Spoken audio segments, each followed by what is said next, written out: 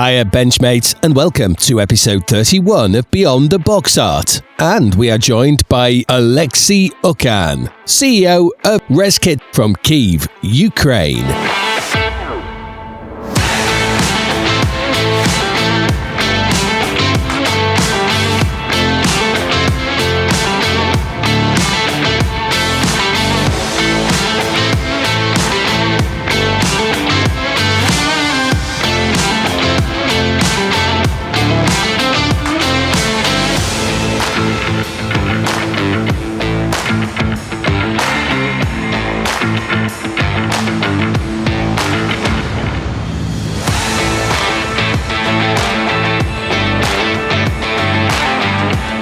Hiya Benchmates, and welcome to episode 31 of Beyond the Box Art. This time round we head to the Ukraine for what became a genuinely fascinating conversation with the CEO of Reskit, one of the most respected aftermarket manufacturers anywhere in the hobby today. We talk about the origins of the company, how Reskit has grown into a world-leading producer of resin accessories, the challenges of operating during an ongoing war, and why innovation, quality and passion still remains right at the centre of everything they do. It's an honest, eye-opening and hugely inspiring discussion, and one we're incredibly proud to bring you. Elsewhere in the episode, IPMS Dispatches is back and heads to the southwest of the UK as we catch up with the team from the Avon branch of IPMS with an update on their upcoming show, what visitors can expect this year, and why local clubs like Avon continue to play such an important role in keeping the hobby community thriving. We've also got the latest hobby chat from around the benches, plenty of laughs along the way, and probably a few additions to the stash that you absolutely didn't need 5 minutes ago. So wherever you're listening, at the bench, in the car, out walking the dog, or hiding from the family with a sanding stick and a coffee, settle in Benchmates. This is episode 31 of Beyond the Box Art, and it starts now.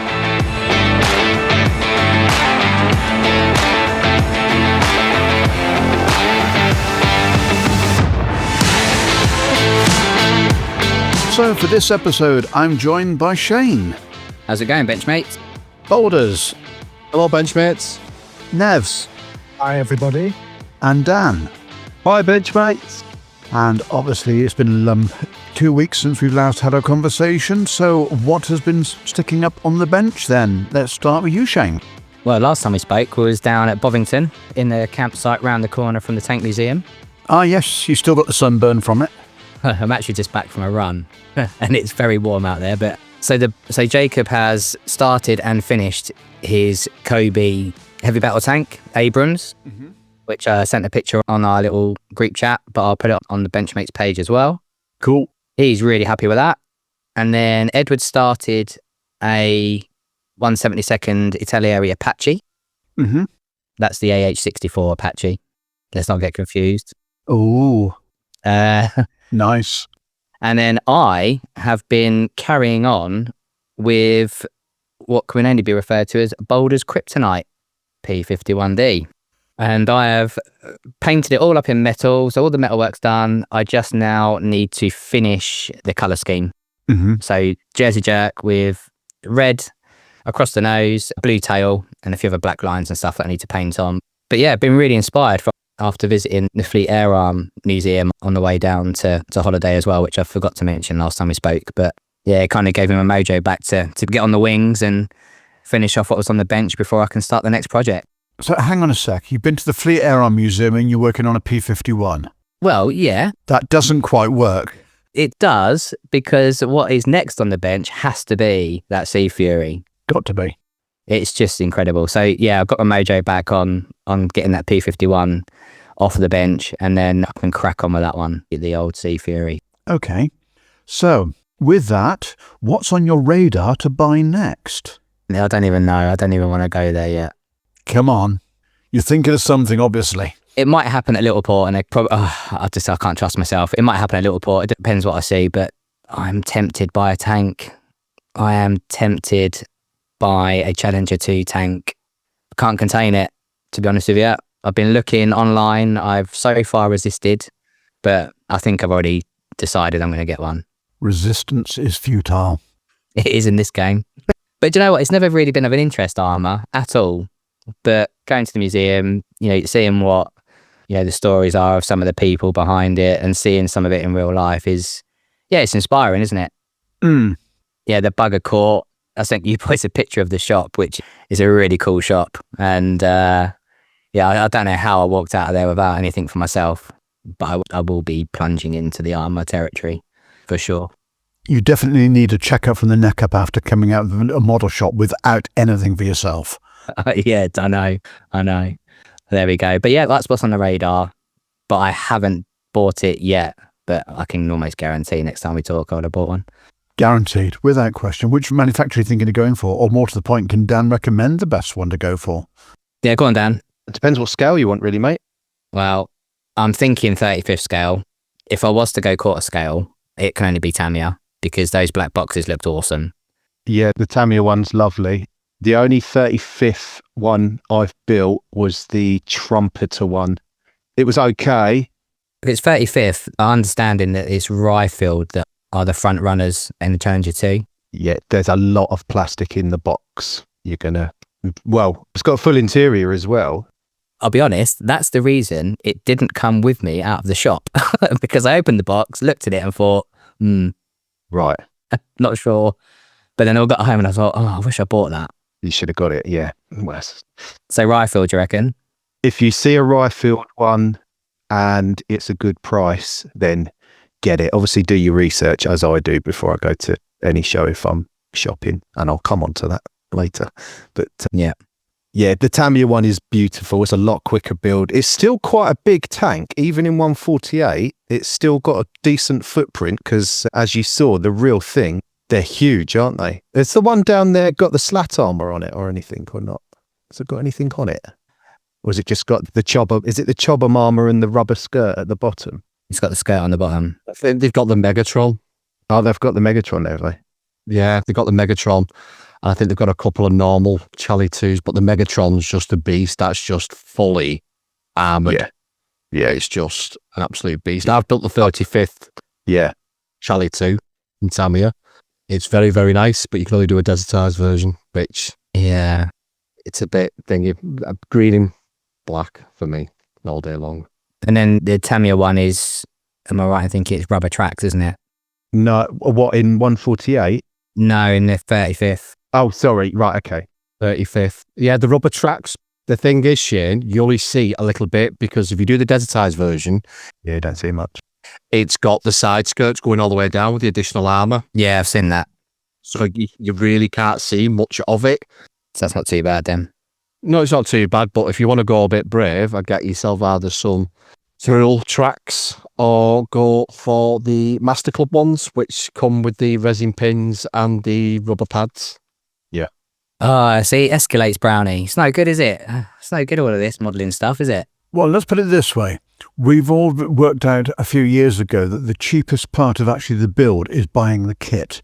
Because by the time you've bought all the aftermarket to go with it, you can guarantee it's at least quadrupled in price. So other than the tracks, are there any other essentials to go with the Challenger?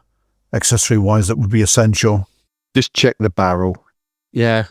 Accurate Timer used to do additional parts for the Charlie 2, sort of some update sets and stuff like that, and like additional slat armor for the back, but obviously Accurate Armor, unfortunately, are no more. They ceased production last year, but I would go for the Ryefield one Okay. all day long, and the price of it. Well, to be honest though, Shane, for an extra, about 20 quid? Yeah, it's nothing in it. I think Tamiya's 35. I think it's 40 quid for the Tamiya. Yeah, 35, 40 quid for the Tamiya. And I think if hunt round at shows, you'll probably get it for 50, 55 for the Ryefield one. I've been hunting all over Vince's site as well, ahead of Littleport. Yeah. I've been looking on that. I know he's got some Tamiya ones, which is why I know I'm going to... Oh, was he? Yeah, that's why I know I'm going to get one. Shouldn't have told me that. Or I can see what price I can get you one for, Shane. That sounds even better. Bargain boulders. Yeah. A bit of that. Hold on. I'll see if I can Get it right, bargain mutt boulders. Sorry, yeah. Well, it's better than saying AVF Club. Yeah. No, sorry. I had a lot of letters and a lot of numbers and I was absolutely knackered. Well, it was all the right letters, but not necessarily in the right order. Shane, I would also look at the leopard. Oh, I did. I looked at the black box one of that, and it does look so cool, man. And And if you go for that, there's a couple of little things that I cannot work out why. And I was discussing this with Stan Spooner, Luke Pitt, and Rob on their quarter scale, was Clang, name drops. the suspension arms on the back are hollow. Yeah, I heard this because I have listened to the conversation. Yeah, which is so weird because I don't think I've ever seen that on any other tank model kit before. It may be on others, but I've never seen that.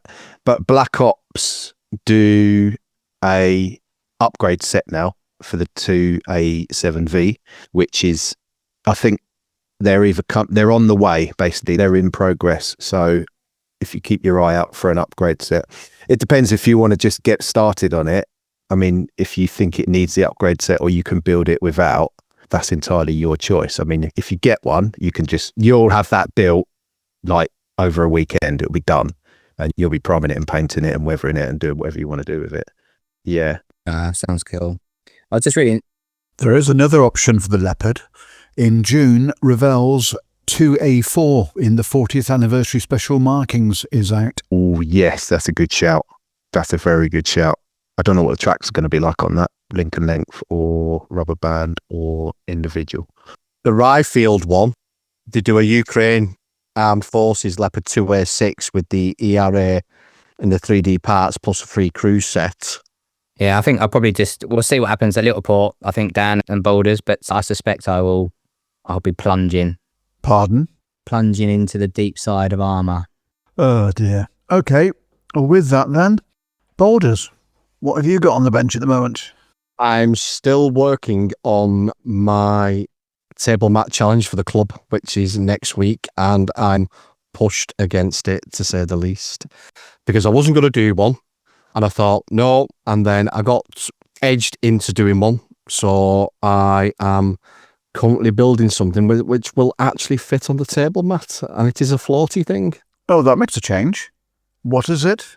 Well, there shouldn't be. Mind you, this is getting heard after the club meetings. Exactly. Yes. So I am currently building HMS Abercrombie Monitor in a most unusual, bizarre camouflage. She's a most unusual, bizarre ship because she's got a look of a Confederate ironclad warship and she's got a really flat bottom. Okay. So she was designed to walk rivers to do some damage. Oh, that's different. The draft was short on her, so it was packed with a one turret with 15-inch guns and caused havoc, apparently, in the Middle East in the Second World War. I was going to say which theatre. Second World War. So she was still in a Western Approaches scheme when she went over, and obviously that would have faded, and then in 1945 she was changed to the standard Royal Navy fleet colours. So I'm doing her as in the Western Approaches because it's not grey. It's just something a bit unusual. Well, you're going to have to get some pictures up on the Benchmates page because you've done quite a few builds and there's been... I know, I always forget. I've built to be honest, that's my 5th one this year. Exactly. Which is really, really, really surprising for me because last year I built none. Yeah. Didn't complete any. So you got to put 5 up.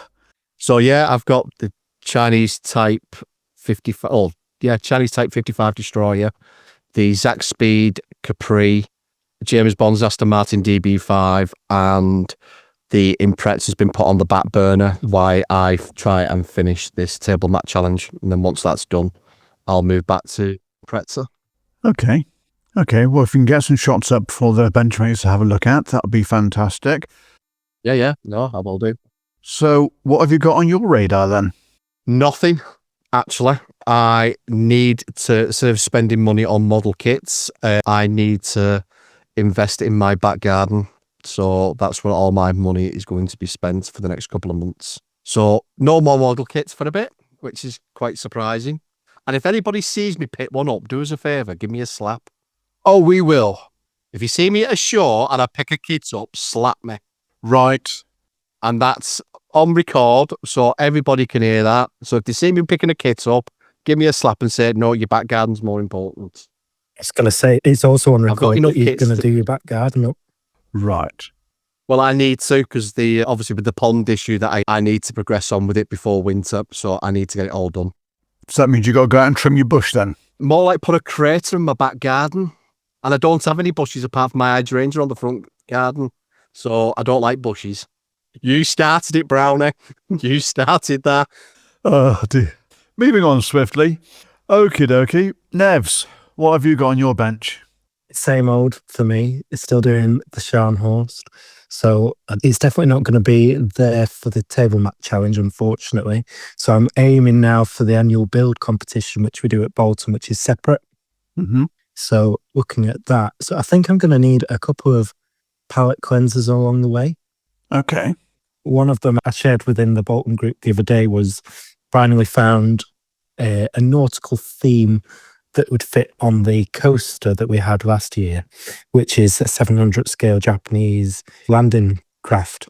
So potentially looking at doing that. It would be interesting to do that in like a river skate, like a bit of a Mekong Delta kind of resupply. So I'm going to do a little bit of research into the class to see where they were deployed, because Japan built about 100 of them, and see if any were deployed to Indochina, to see if it would be historically plausible to have it sailing up a river somewhere in South Vietnam. Okay. And what have you got on your radar then?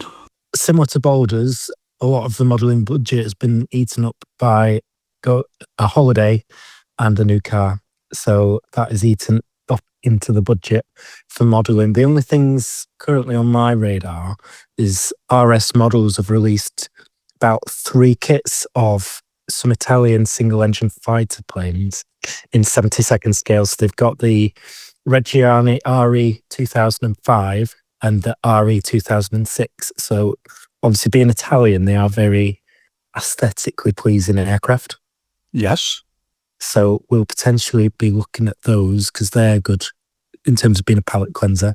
Like I said last time, I did pick up the Italeri Veltro, so I might do that one just as something a bit different. Okay. Fair enough. And Dan, what have you got on your bench? Still working on the 148 Tamiya Cromwell with the Black Dog resin upgrade kit that goes on it. Well, it has been put on the back burner a little bit because for the Telford show that would have been and gone by the time this comes out, we are having a special table to celebrate the 90th anniversary of the first flight of the Spitfire. Telford show? Sorry, not Telford. Not Telford. Our club show at Littleport, I should say. Right. Yes, we're having a table to celebrate the 90th for the first flight of the Spit. And we realised that amongst us in the club, because we're all going to submit builds to it, that no one has built Eagle Squadron or a US one. And everybody looked at me and went, Dan, Mighty 8, quick, do one. So I reluctantly agreed to do it. I was like, right, okay, giving myself 2 weeks to do it. So I chose. So when they told you to do one, was it to actually build the kit or to actually clear off? It was I think I might do one, to be honest with you, because I'm already stressed out about it. So I've chosen to do Don Gentile, the famous 4th Fighter Group ace, who was based at Debden. And I'm going to do his Spitfire Mark 5B and have chosen the Airfix kit, which comes with the decals to do his scheme. Cartograph, beautiful decals. Kit's actually really nice. I think it's about a 2014 tooling on the fuselage, and then they've put the other sprues and bits in there to get you your 5B and his specific aircraft. Oh, frustrating. It hasn't been a great modelling experience so far, maybe because I'm rushing. I think that's what happened. And I was very tired the other night. I literally got it all glued together, got the internal done, cockpit done, fuselage halves together, wings on, tail, flaps, the whole lot, all on. And I think I'm going to do, because it does come with a pilot, so I'm going to do the cockpit open, but with the pilot sitting in. Gotcha. I was going to do it in flight, changing mind, not going to have time to do that, and I haven't got the acrylic rod and bits to do it yet, so I've had to make a decision to do this. Glued on the front glass for the front windscreen, and like an idiot, didn't remember to mask off the front glass, and I hosed the thing in Mr. Surfacer, and I was just like, as soon as I'd done it, I knew what I'd done, and there's no point in trying to clean that off. I should just leave it. Thankfully, the kit does have a spare, but it's the armoured glass version. Now, whether that's correct for a 5B or not, it tells you to not put the armoured glass version on his one. So thankfully, I've got a spare that I've just put some Mr. Hobby Masking Soul Neo 2 or whatever it's called on to mask off the glass for that. So hopefully that will get done in time for display. I have got a really nice from Coastal Kits, the Mighty 8th winged 8th logo that I'll probably just set it on for display for that. And then, so that's it. Cromwell, once that's done, I'll get back on the Cromwell and then I will be shopping. I've got a bit of a shopping list. Funnily enough, talking about modern armour, I really like the look of the US MRAP ATV from Meng with the full in. No, that's the MRAP ATV is from Ryfield. And I also like the British Army Husky tactical support vehicle from Meng as well. I know they're 135th and I've sort of moved away from that, but I think that vehicle deserves. I saw a few photos of ones with like the doors open and the water bottles and cigarette packets and stuff inside, and taking a bit of inspiration from Spud Murphy and his bits and pieces where he really adds loads of little extra Easter eggs and eye candy inside to look at. I really fancy trying to do one of them, so I'm going to shop around for one of those at the various shows and bits and pieces coming up. Okay, what colour schemes are spit in? It's in the paint set here. It's dark green, ocean grey. Gotcha. And then this paint set, you can tell it's been a long time and I don't know much about Spitfire. So I've got a paint set and it's RAF dark green, RAF ocean grey, medium sea grey and RAF sky. That's all what I need, isn't it? Yeah. But the decal, the markings is the white star blue background but with a yellow band around it. Okay, on what unit is it? And then on the it's 4th Fighter Group, Debden. Why are you? So I just I'm doing a quick Google to see about your canopy issue. Whether it's the armoured glass one or not? Well, I'm sure we're going to get inundated with emails and hopefully it will actually generate a little bit of discussion. But from what I can see, the standard USAAF 5B use the 1.5 inch thick bullet resistant windscreen. Oh, so it looks like it is the right one. If you're right, I originally put the wrong one on and I've now replaced it with the right one. The correct one. See, happy accident. Yes, happy accident. If that's correct, because someone will spot that, definitely. The thing is as well, is it's going to be a very different looking Spitfire on a table of Spitfires. Someone will spot it and notice it. Is the 2 schemes in the box, Dan? Yeah, there are 2 schemes, mate. Yep, we've got... Tell you what though, Dan, it looks smart on the logo. I'm just wondering if that's A or B scheme. Yeah, it will look good. There's 2 schemes.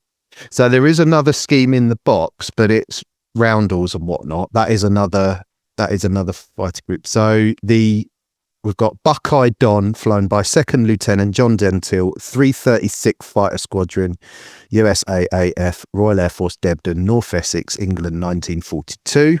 And then also in the box comes another Mark 5B, obviously, which is flown by Squadron Leader Eric Hugh Thomas, number 133 Eagle Squadron, Royal Air Force, Biggin Hill, England, April 42.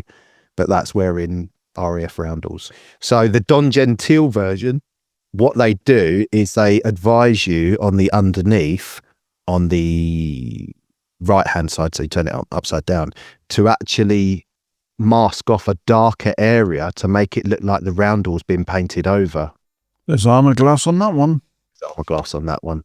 So that's MDL. His one was MDT. And the number, I can't see what the serial number was on that one. But yeah. I mean, the thing is, they're modding them all the time in real life anyway. Well, that's what I'm going to go with, mate. That's what I'm going to go with. And actually, as always, most modelling is a history lesson for me. So I started digging into this guy and realised that he was like the ace of the aces. And then went on to fly Thunderbolts. And then, what did he go on to fly? Yeah, and then Mustangs after Thunderbolts. So, yeah, quite inspirational, really. Very much so. So is Debden one of the airfields you visited, or is it on the to-do list? Debden's obviously fighters, so I'm, as I've been banging on about for ages, been visiting Mighty 8th Heavy Bomber Group bases, and there are 41 on the list. And this weekend just gone. We were at, it's pronounced Debich or Debich. The spelling is Dabach, which is down in Suffolk. And that's one of the ones that's only open 6 times a year. So I visited that one. This coming weekend, I shall be visiting, which one? Old Buckingham, which is a Liberator, so second air division up in Norfolk. You used to have a good cafe there. Yes, they have. It's still there. And obviously they have the air show that's up there as well. I've got about 3 or 4 left out of the 41 to do. And yeah, it's been great. Really enjoyed it. I'm going to end the tour with a visit to Madingley Cemetery. Nice. And I've got a friend who I'm going to tap up who knows where any of the chaps are. He knows where all the grave positions are of men that were killed that were associated with bomb groups. So I'm going to go and see all of those and probably take my tissues with me, if I'm honest with you, that day. Okay, so the Spit was actually flown by Second Lieutenant John Don Gentile, 336th Fighter Squadron, 4th Fighter Group out of RAF Debden in Essex in October 1942, and every image that I have found from my very quick search all show it with the armoured glass. Lauren, can I just share my screen a second? Go for it. Oh, look at that. Right, so you see where they blanked out the roundels? Yeah. They're painted over but that paint is a lot fresher, so that's what I've got to try and do. If that's a 48 scale one, that is a beautiful model, whoever did that. Mm-hmm. I would say that was olive drab. Yeah, that looks like the same kit.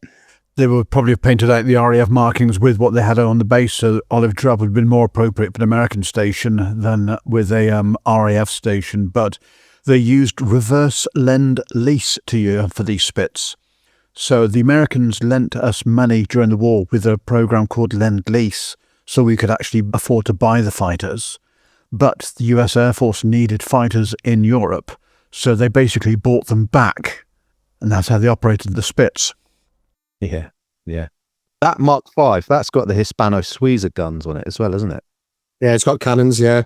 So I'm learning the differences. A Spitfire is not a Spitfire, is not a Spitfire, is it? So the Airfix instructions are wrong, Dan, because it does have the armoured windscreen. So, yeah, sorry, Airfix. It looks like you've actually got that one wrong, because they definitely tell you to put part number 8 on. It's actually there in the instructions. It says part number 8 is the bit that needs to go on. And To say, if you do get back into building, the Spitfire Revisited book from Trevor Snowden is exceptional because it tells you the differences. well, I've got the Tamiya 32nd. I've got the Tamiya 32nd Mark 9C, and I've got the book, and I've got the resin door for it, and there's loads of extras in the box. Some of them I bought, but quite a few extras were in it when I bought it secondhand. Yeah, sounds good. I mean, the Spitfire Revisited book tells you all the different intricacies and all the different variations of the Spit. It's a brilliant book. So let us know. Yeah. Funny enough, I was watching YouTube the other night of them doing startup procedures, and then the video with James Holland and Niall Murray when they went in the one at Duxford. And sadly, that's the chap that lost his life, isn't it? Who passed away, who flew it. Yeah. So, yeah. Mr. Grace. Yeah. Yeah, but on going back to the kit for a second, one essential add-on you need is the Barracuda control column. It makes such a difference for that Tamiya kit. Really does. In that 32nd one? Yeah, without question. Yeah, I think I will. Yeah, I think I'm going to throw everything at that one when I can. Yeah. Edward's Brazzing cockpit for it, because that has everything. Does it? Except the control column. The control column that they haven't got in there, to the extent that the Barracuda one is. There we go. But anyway, okay. So you've actually going to be buying a whole load of Spitfires now, moving away from armour and ships and cars. Yeah, Shane's building tanks. I've had enough of ships that I've not built yet. And the scale modelling world is flipping around yet again. Or am I right in thinking that Littleport's doing a Spitfire competition as well at the show? Yes. Sorry, we are having competition for best Spitfire as well. So, no, don't look round in your cabinet and go, oh, I think I'm going to take that. I'm not judging spit. So I am judging competition. I'm judging armor and, well, we shadow, me and another chap. So I do dioramas, he does armor, but we second each other in what we do as well to sort of get a second opinion and experience of doing it. It's the UK open style format where every model that's on the table at the show is entered into the competition, so to speak. It's a brilliant way of doing it. It's so inclusive, and like the way that you guys approach it. As a punter there, and for the first time, we're actually going to have the Gundam Sig there as well, which I'm looking forward to setting up. That'll be good. Yeah, can't wait. Yep, can't wait. You're going to be near us, Shane. You're going to be near the club table, but I'm going to be quite busy that day. It's the one show that people, I suppose, any clubs and SIGs out there that put a show on, you realise that when you do your own show, you don't actually get to, as Boulders will testify, you don't actually get to enjoy your own show. Yeah, it's crazy, isn't it? Every other show you go to, you turn up, you take the models out of the boxes, set the table up and go, right, cup of tea and a bacon sandwich, anyone? Yeah, let's go. And everybody organises it. It's running around like a blue-ass fly. But yeah, it's worth it. As you know, Boulders, the more effort you put in, the better the day and as smooth as possible the day can be. And then people go, yeah, put us down for next year. And that's all you want to hear, isn't it? You know, and it keeps it growing, keeps it moving. Yep, I've got 28 days. I've got 4 weeks left before we get the football fixtures, and then it all starts again. Woohoo! Well, Brownie said we're only 6 months from. We're talking about Telford. There must be a Freudian slip there. We are only 6 months from Telford, aren't we? And that will be here before we know it. So 5 months now. Yeah. And in a couple of episodes' time, we've got the exec committee from IPMS that will be on to actually launch the 2026 scale model world. There we go. So, yeah, was that episode 32, I think, is coming up? But yes, not long to go. I've lost track, Brandon, what episode we're on. It's been mental for the last 6 weeks, recording stuff, and I just can't keep track. Yeah, join my world. Okay, so is anyone going down to the Avon show? Because I'm going down for it. What is it? Because your branch, August? Well, you'll just have to listen to the rest of the episode, because IPMS Avon are coming on for a discussion in the IPMS dispatches a little bit later in the episode. I'll have to listen to that then. Indeed. And if you listen to the last episode, you'll hear all about Dan's show. Fair enough. Okay, with that, let's have a quick commercial break, and then we shall come back with the Stash Inflation Report.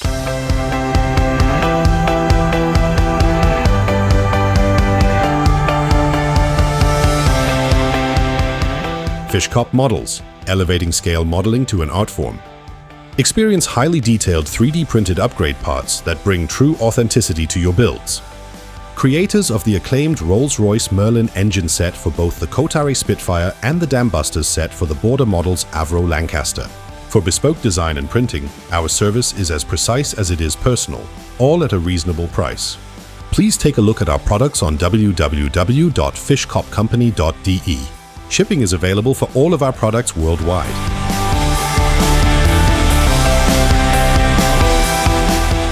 Beyond the Box Art is proudly supported by Ammo by Mig Jimenez. The scale modelers supply guideline publications, phase hanger resin accessories, and Fishcop Model Company. Wallets trembling, shelf space gone, excellent. Here comes the latest wave of irresistible plastic temptation in the Stash Inflation Report. Well, Benchmates, once again it's time for that part of the show that proves the stash isn't a collection problem, it's a retirement strategy.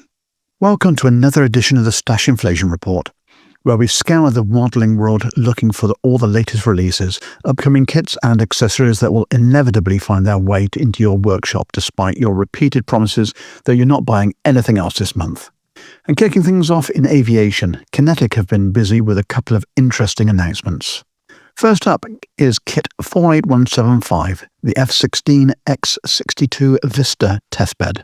For those unfamiliar with the aircraft, the X-62 is one of the most technologically advanced F-16 variants ever produced and has recently become famous for its role in AI-assisted flight testing and advanced systems development. Alongside that comes 48166, celebrating the 30th anniversary of the AMX. The AMX has always been one of those aircraft that seems to fly under the radar compared with some of its contemporaries. But it's an important aircraft in both Italian and Brazilian service, and should prove popular with Cold War and modern jet enthusiasts alike. Staying in 1/48 scale, there's an unusual announcement for fans of South American aviation. A new boxing of the FMA IA-58 Pucara, depicting the AX-04 prototype torpedo bomber, has been announced. This fascinating aircraft represented Argentina's attempt to create a maritime strike variant capable of carrying the Mark 13 torpedo.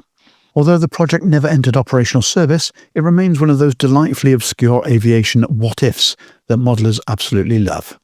Another interesting subject heading our way is a 148th Mirage 2000 presented in Ukrainian markings. Given current events and the widespread interest in modern Ukrainian aviation, this will undoubtedly attract plenty of attention when it arrives. Moving on, Mung have announced what looks to be another superb addition to their growing 148th aircraft range. The new Boeing FA-18E Super Hornet Golden Dragons represents VFA 192 as currently deployed aboard the USS Carl Vinson. The kit measures an impressive 378mm in length when completed and includes highly detailed cockpit, positionable flying surfaces, interchangeable weapon pylons, laser-guided bombs, photo-etched details, paint masks and a pilot figure.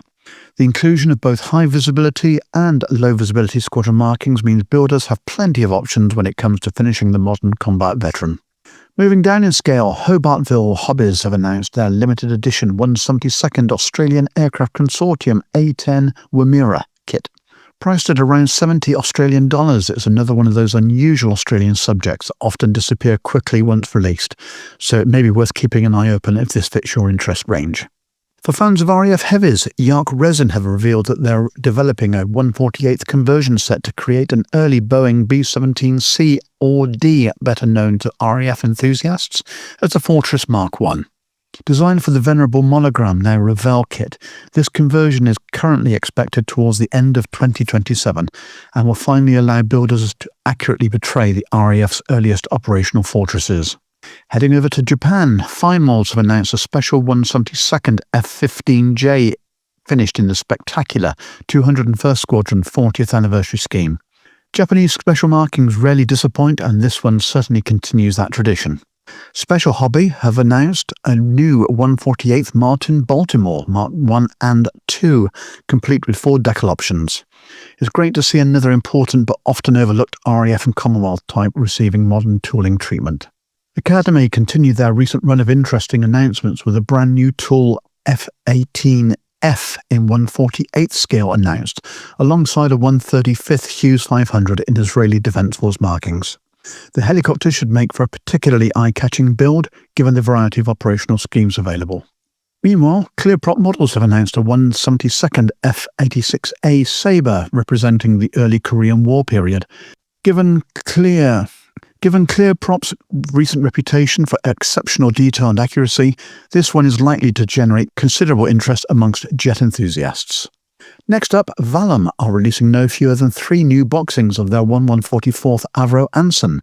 Builders will be able to choose between the civilian Mark 19, the RAF C-19 and the RAF T-21 training variant, giving fans of smaller scales a nice range of options for this classic British aircraft.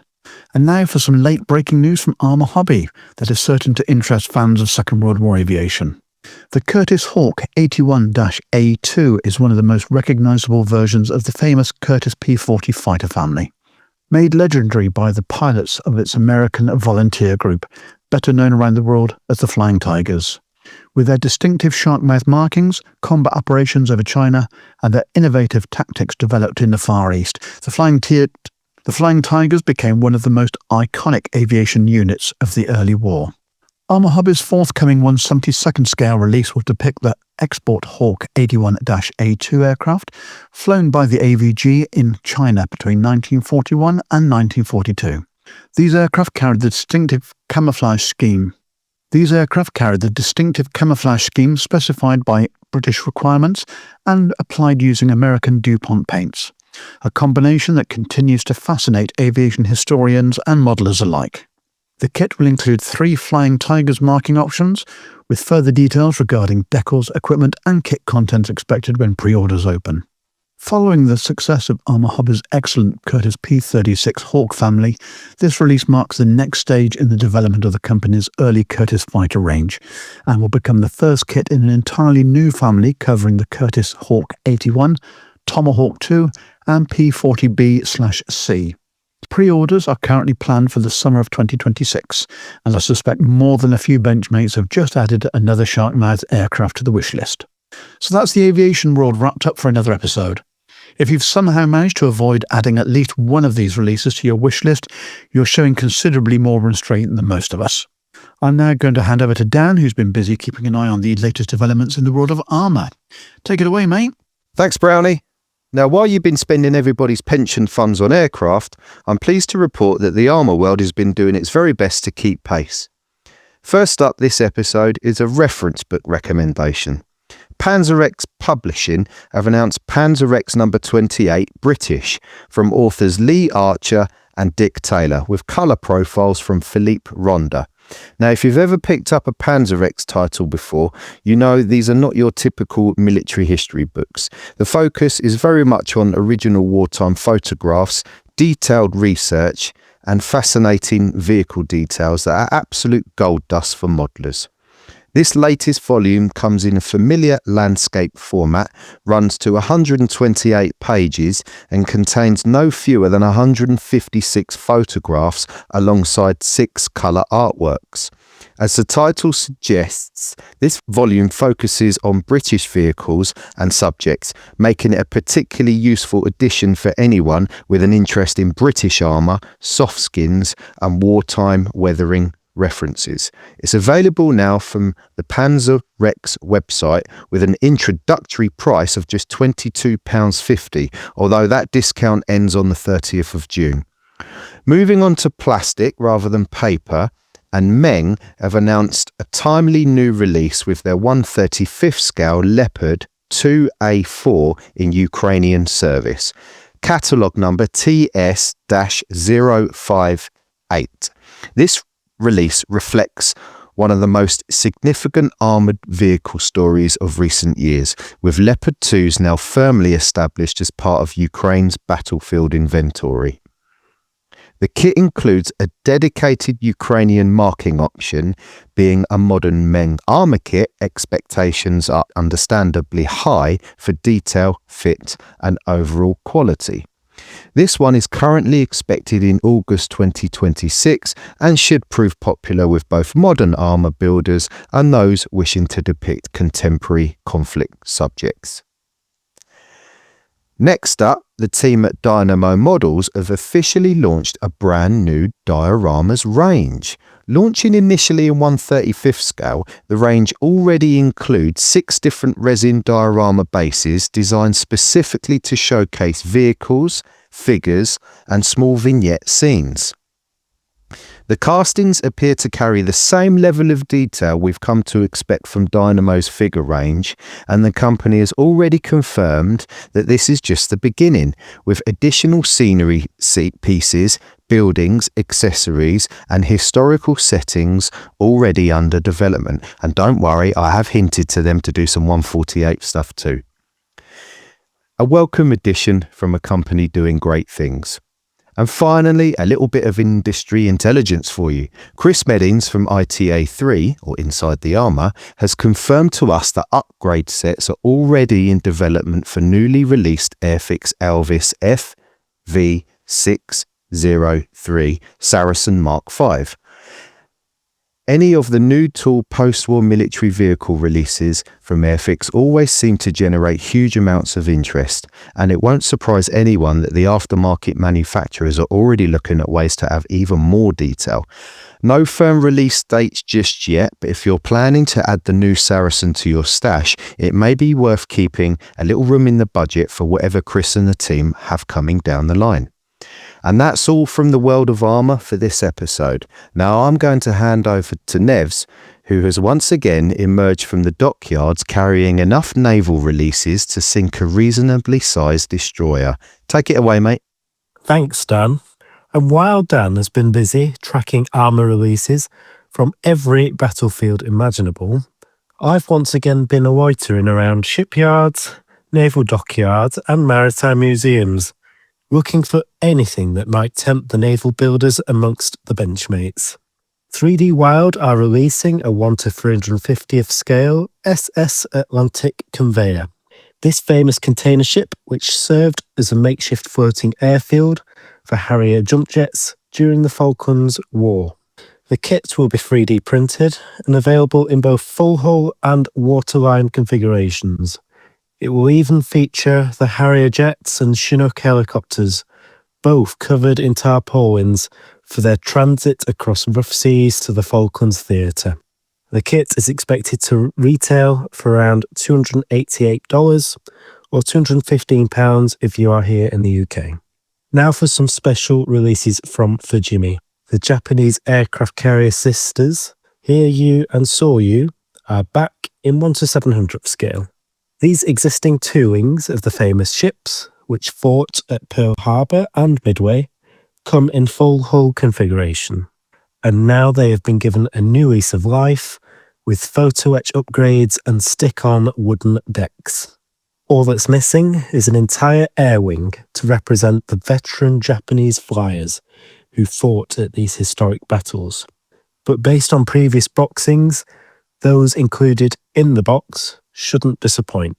Aircraft coming in multiple parts to recreate bombs, torpedoes, and their propellers. These two icons are expected to release in September and will cost between £30 and £40.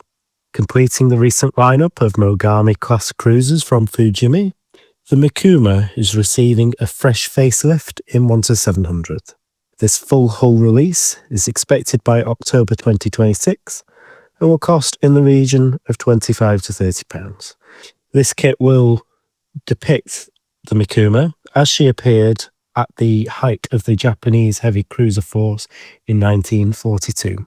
Moving on, and for those who prefer their ships in considerably larger scales, Trumpeter have announced a 1:200th detail upset for the famous Fletcher-class destroyer, DD-445 Fletcher.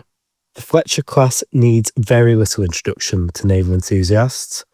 Arguably one of the most successful destroyer classes ever built, these ships served across virtually every theatre of the Second World War and continued operating long after the conflict had ended.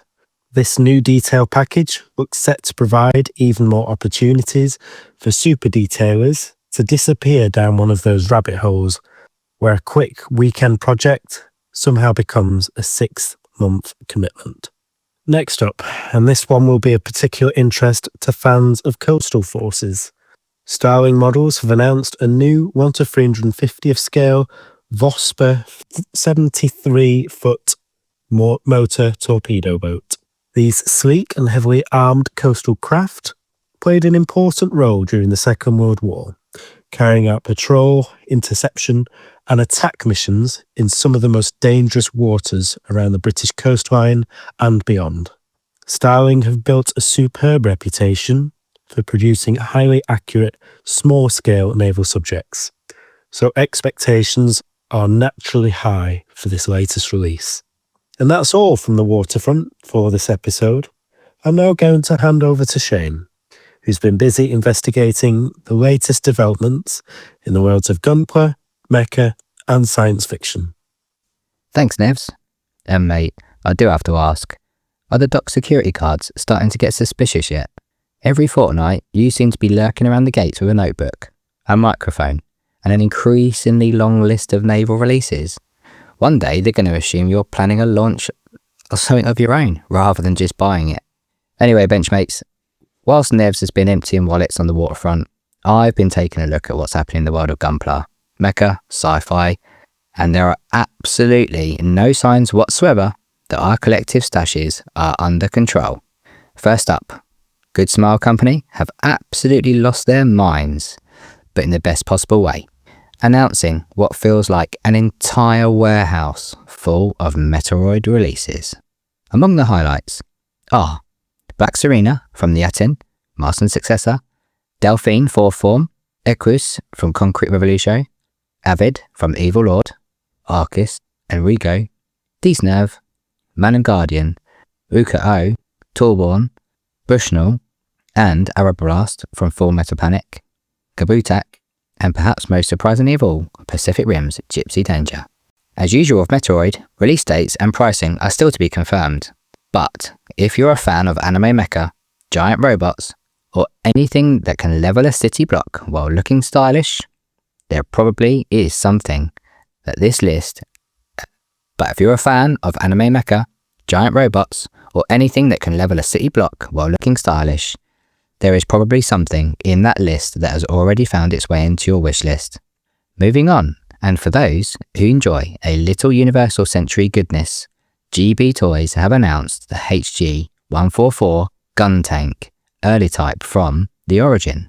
Originally released in 2015, this kit remains one of the most mechanically interesting entries into the range, featuring realistic tread assemblies, elevating main guns, complete with working hydraulic pistons and opening cockpit hatch. It's expected later this year. For around £20, it looks like a solid addition to the Gundam fans and should offer plenty of detail straight from the box. Next up is one for the third-party Gundam crowd. Daban have announced the MG Strike Rouge. Now, Daban kits have generated a little discussion online, but this one is attracting attention thanks to its pre-painted finish, upgraded alloy inner frame, and some rather aggressive styling choices compared to the original design. Pricing is still to be confirmed, but if you like your mobile suit with a bit more attitude and plenty of metal hidden underneath the armour, this could be worth keeping an eye on later this year. Meanwhile, Bandai are continuing their mission to prove that absolutely everything can become a model kit, with the announcement of Super Space Sheriff Affinity Minipla Volume 3 Final Train Mecha. Wow, that was a sentence I never thought I'd say out loud. This snap fit kit uses metallic and glitter infused plastics and require no tools whatsoever for assembly, making it a fun and accessible build for collectors and nostalgia fans alike. Expected in August, with a likely price somewhere between £30 and £40. And finally, for the Transformer fans amongst the benchmates, Takara Tomy have unveiled the Overgear G03 Optimus Prime. Now, it's part of the Overgear range, and it takes a familiar Autobot leader and reimagines him through a much more realistic military mecha lens, complete with industrial armor plating, heavy-duty weaponry, and a design language that feels closer to modern science fiction than the Saturday morning cartoon. Now, this one's due for release in February 2027, and is expected to retail somewhere between £100 and £120. It certainly isn't cheap, but it does look seriously impressive. So then, Benchmates, we've covered new kits, aftermarket goodies, upgrades, accessories, and enough plastic to keep most of us busy until at least 2047. We've probably added a few more items to our wish lists along the way as well. Now, normally, this would be the point where we'd disappear for a brew, but this time things are a little different, because Beyond the Box Art has something important that we would like to share with the modelling community. I'm going to hand you straight back to Brownie for a very special announcement. Brownie, over to you. Cheers, Shane. Before we move on, we'd like to take a moment to talk about something that's become very important to all of us here on the show. As you'll hear very shortly in our interview with Oleksii, the realities of operating a scale modelling company in Ukraine remain incredibly challenging. Despite that, Reskit and many other Ukrainian manufacturers continue to design, develop and produce some of the finest products available anywhere in our hobby. The scale modelling community has always been at its best when it comes together to support fellow modellers, regardless of where they live, the subjects they build or the circumstances they face. With that in mind, we're delighted to announce the launch of our Ukrainian Community Support Initiative. This isn't a sponsorship program, a commercial partnership, or a fundraising exercise. Quite simply, it's our way of using the platform we've built to help shine a spotlight on the talented companies, designers and modellers who continue to keep the hobby alive and thriving in Ukraine. Over the coming months, we'll be providing regular coverage of Ukrainian manufacturers, highlighting new releases, sharing their stories, promoting their products, and helping ensure that the wider modelling community remains aware of the incredible work they're doing under extraordinary difficult circumstances.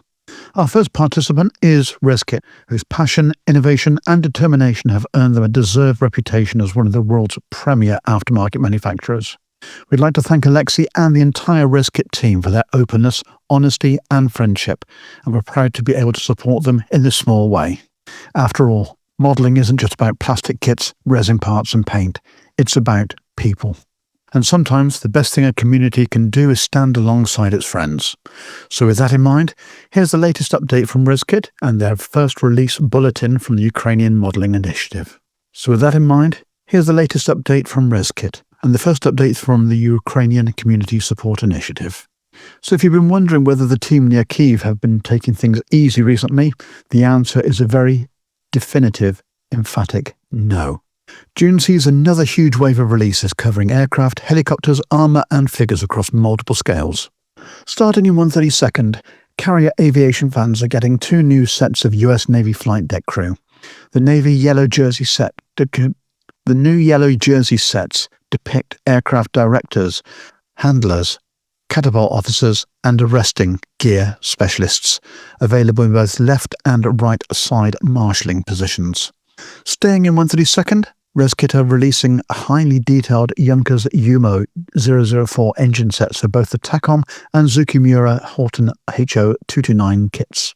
Both builders giving builders the opportunity to fully expose the revolutionary Flying Wings power plants. Thunderbolt enthusiasts are particularly well served this month, with dedicated upgrades packages for both our P47D and P47M. These include corrected propellers, beautifully detailed Pratt & Whitney R2800 engines, and replacement engine cowlings, bringing substantial boosts in detail to what are already popular kits. Moving into 148 scale, and perhaps the biggest headline release is a comprehensive family of upgrades for Tamiya's superb F-35B Lightning II. Builders can choose between basic and detailed cockpit sets, both designed to dramatically enhance the already impressive Tamiya kit. Complementing these are separate open canopy and closed canopy frame upgrades, allowing builders to accurately portray the aircraft in either configuration. The F-16 community is also receiving significant attention. Reskit are releasing both basic and detailed cockpit sets for the Kinetic Gold F-16C Block 52 Plus in Polish and Hellenic Air Force service. Whilst USAF operators are covered through dedicated basic and detailed sets for the Block 50 and Block 52 variants. For A-10 fans, you're not being left out. There are 2 particularly interesting releases. First is a transport dolly set complete with an engine and 4 service crew members, ideal for creating a maintenance diorama. Secondly, Great Wall Hobby A-10 builders will be able to add a completely reworked wheelbase set packed with additional detail. I know where some of my wages are going this month. Moving on, British aviation enthusiasts should be delighted to hear that the Airfix Jaguar GR1 and GR1A are receiving dedicated basic and detailed upgrade sets as well for the cockpit, helping bring this important RAF strike aircraft to an even higher standard. The Horton HO229 appears again this time in 148 scale with a scaled-down Umo 004 engine designed for the Zukimura kit. For larger flying boat fans, Reskit are tackling long-standing issues with the Catalina family through a corrected tail assembly and new corrected rear engine nacelles suitable for the Revell, Monogram and Edward kits. Phantom builders haven't been forgotten either. New metal and 3D printed landing gear sets complete with weighted wheels are arriving for both Hasegawa and Academy F4B/N Phantom 2 kits, providing additional strength as well as enhanced detail. Helicopter modelers are particularly well catered for this month, with the CH-53 and MH-321. For the CH-53 and MH-53 family, there are 2 new weapon packages, one featuring the GAU-16 Browning M2HB system and another featuring the more modern GAU-21 FN M3M installation, both complete with ammunition feed systems. The ICM Black Hawk family receives what can only be described as a major upgrade program. New releases include folded main rotors, unfolded main rotors, replacement tail rotors, corrected exhausts, and fully exposed T700 engines, with open nacelles for a wide range of Seahawk and Black Hawk variants, including the SH-60, MH-60, HH-60, and UH-60s. Moving down to 1/72nd scale, and the carrier deck crews once again feature strongly, with left and right position yellow jersey sets are becoming available. Helicopter builders can add a new exhaust and transmission cover upgrade to the Airfix Wessex HC2, while jet enthusiasts gain new cockpit upgrades for both the A10A and A10C Thunderbolt 2 from Great Wall Hobby. The Tamiya F-35B also receives a cockpit upgrade in 72nd scale, with other releases including new exhaust nozzles for the Hasegawa F111F and a replacement exhaust for the Fine Mold's F104J Starfighter. In 1/35th scale, helicopter subjects continue to dominate.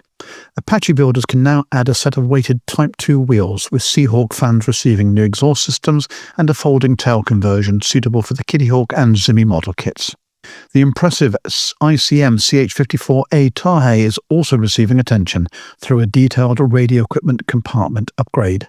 For those wanting a little more life in their displays, a second version includes 3 technician figures working within the compartment. Finally, we move into the armour world, where Reskit's AV range continues to expand rapidly. The Merkava Mark III received new front and rear fenders, open stowage bins, battle damage fender options, and comprehensive exterior detail sets for both the Mung and Hobby Boss kits. The Merkava Mark IV family receives an even larger selection of upgrades, including rubber-tired road wheels, steel road wheels, battle-damaged wheel sets, multiple machine gun configurations for both Mung and Hobby Boss kits, a replacement MG253 120mm gun barrel, and a fully workable late pattern track set complete with sprockets and idler wheels.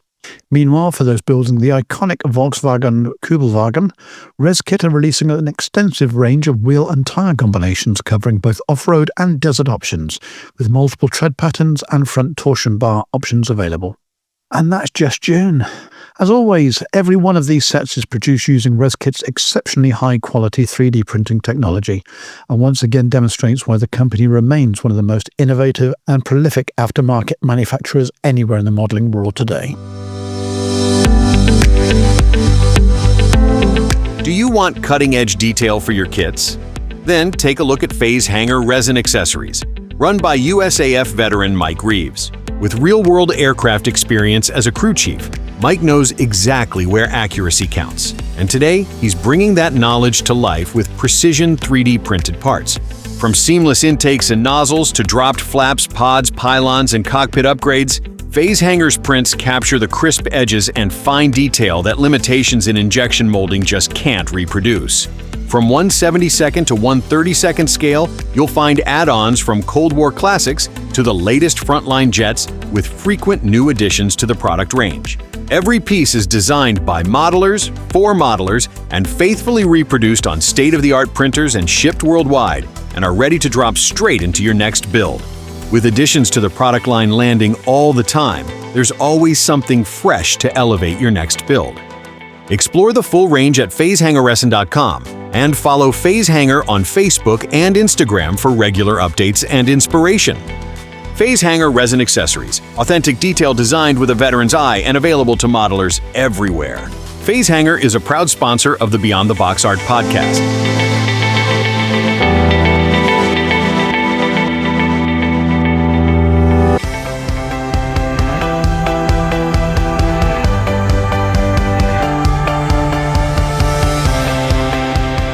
Head to beyondtheboxart.com for host bios, guest features, and direct links to all our social channels. Your central hub for staying connected.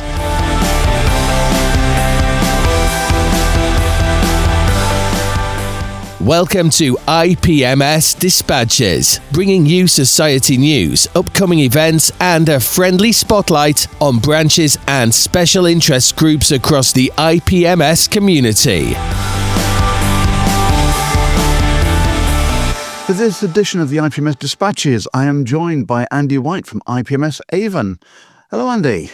Hello. Welcome. And for the listeners who may not know about IPMS Avon, can you tell us a little about the branch, where you meet, what sort of modelling interests your members enjoy? So we're IPMS Avon, and we're basically a Bristol-based model club. We meet at the Bower Club, which is the old British Airways Workers Association club, just around the corner from the Filton Airbus Works. So we meet there on the third Wednesday of every month. It's a great venue. We're fortunate enough to have a very large meeting room with our own bar, which is always an asset. Most people seem to do the same reaction as you when they find out that our meeting room has got its own bar. So we meet on the third Wednesday of every month. And yes, we roughly, sort of members-wise, we sort of fluctuate between early 60s, and when it's really good, we get up to around 70. Members-wise, coming to club nights, it's not uncommon to have 40 plus, average around 40 coming to club nights. Interest-wise, well, I think like many other clubs, we are fortunate enough that we do have a very varied interest in modelling. There's a very healthy number of armour modellers and aircraft modellers. So we do have a modeller who does the Gundam we were talking about, and Sean is his name, and he gave us a very interesting talk last year at a club night on the Gundam modelling. It was absolutely fascinating. It's something I knew nothing about at all, but it was a really fascinating talk, and it was really good to hear somebody talk about that passion, of a modelling genre, I would say, which probably isn't as common as some of the other modelling interests. We do have a few ship modellers and cars as well. There's quite a few build cars, and personally myself, I build aircraft, but civil aircraft, so I'm most definitely a modelling minority and get plenty of ribbing for it. But so that's all part of the fun of being in the club. So the club was, I've been told, we think it was established back in 1982. So that's the best we can do as far as records is concerned. I do believe that from some of the older club members, some of the original members, it was originally IPMS Bristol, and then it kind of like split, and another Bristol-based modelling club was formed, and then IPMS Avon was formed from that. And it's been going from strength to strength ever since. So you haven't gone down the route of the same as the county, disappearing and become North Somerset and South Gloucestershire? Well, no, we kept Avon. That's true. I mean, when it was formed, Avon was that big county, and we've kept it. It's a catchy, simple name, and most people know that we're in the Bristol area. And of course, our annual show is just north of Bristol as well. So I don't think we would ever change our name. It's an easy one, and the logo looks quite simple in the sort of suspension bridge-esque kind of sort of writing. So yeah, it's good. Everything's well. Okay, so for visitors that want to come along to the branch for the first time, what can they expect to see, or are you looking for new members? Always looking for people to come along and join. So like I said before, we do meet on the third Wednesday of every month. At what time? It's from 7:30. People turn up, and we generally kick off proceedings around 8:10-ish. And we just start off with what's colloquially known as the parish notices, where we talk about up-and-coming shows and other stuff that people really need to know about. It's out to the club to see if anyone else wants to raise anything. And then the question is whether we have a particular theme or something going on that evening, or whether we have what's known as a social night. So we generally try to mix, and I think we've got a good mix of actual themes where we would encourage members to give a talk on a subject or perhaps a show they might have been to, and also just evenings where people bring along their stuff, put them on the tables to look at, and it's an opportunity just for everyone to get together and chat. Because I think whilst it's great to have the themes and have the presentations, it is important as well that we do actually get time just to socialise with each other, and especially for the newer members, because if you have a theme and you might not actually have the time to go and meet people. So we're lucky with that. We have an annual competition as well every March, which is run within the club. We just keep it as the one competition a year. We think that's sufficient. We have a Christmas buffet, which is funded by the club as well, which is well received. Yeah, and like I say, a really good variety of presentations. We have a very good meeting room. It's got great facilities. It's got projectors and screens and everything. And actually, it's got a microphone which goes out through the speakers in the roof. So if you want to... That's helpful. Well, it is actually, because, if people can't hear too well, you just give your presentation with the mic as well. So, yeah. Okay, moving on then. You have a superb annual show which has been going for many years. Out of curiosity, how many years has the show been going for? 36 this year. Started in 1990 in Bath. Yeah, and we were actually chatting about this other day because club member who was really the driving force and the inspiration behind this, Andy Stewart, sadly died last month. And I was a member back then. I just joined, and it was 1989, and we were having a chat at the club night, probably about sort of 10, 15 members or so back then. And it was basically, should Avon run a show? And it was like, wow, we're going to do this. Where's the money going to come from, And it was, I vaguely remember the conversation, and in the end, we managed to scrape together in the club funds, enough money to run it, and we chose the Bath Pavilion as our venue, and it was a success.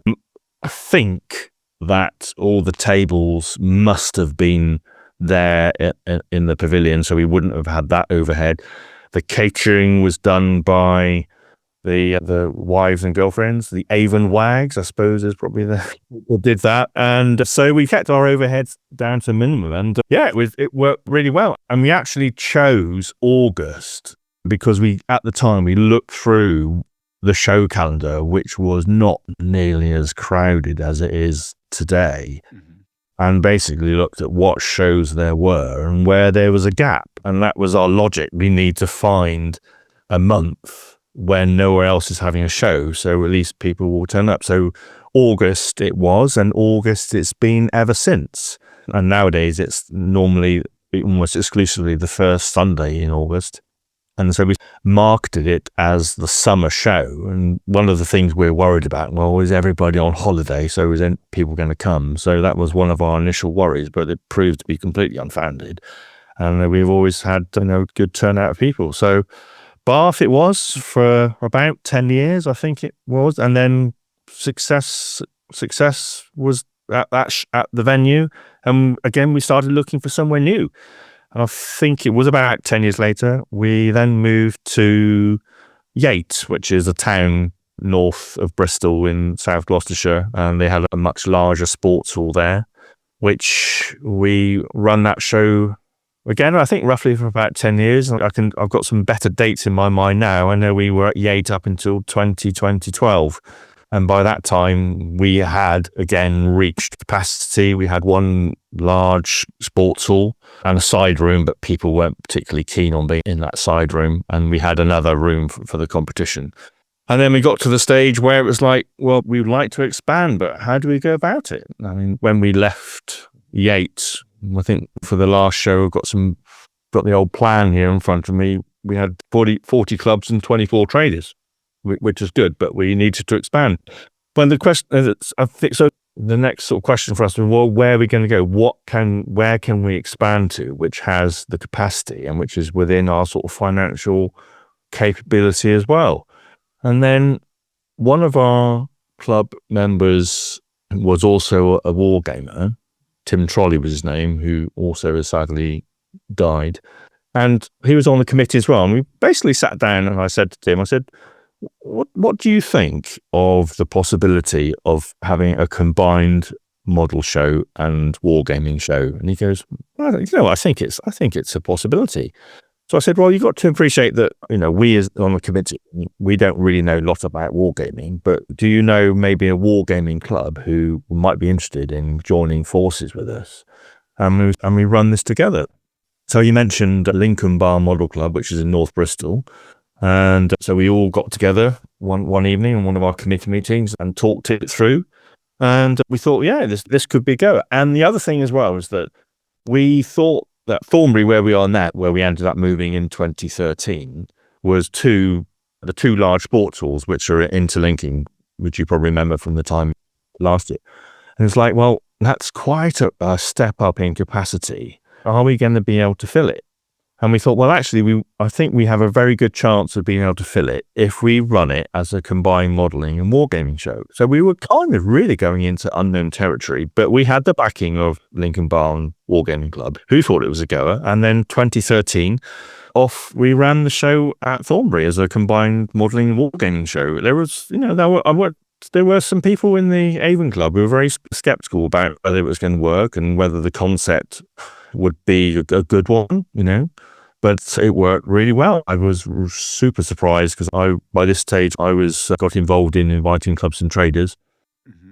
There was a colleague of mine, Alan Roffey, who was doing doing the show manager job and doing the plans, etc.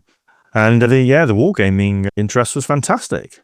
So that was how we ran it. And I think one of the reasons why it was also successful when we started off was that when Alan did with the table plans, we didn't actually have a unique area for wargaming. We actually embedded wargaming within modelling in both the halls. And that has continued to this day. And obviously now we've expanded into Hall 3.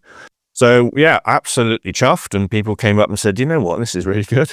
The concept of mixing the two really works. And it was like, oh, phew, because I didn't know if it was going to work out all right.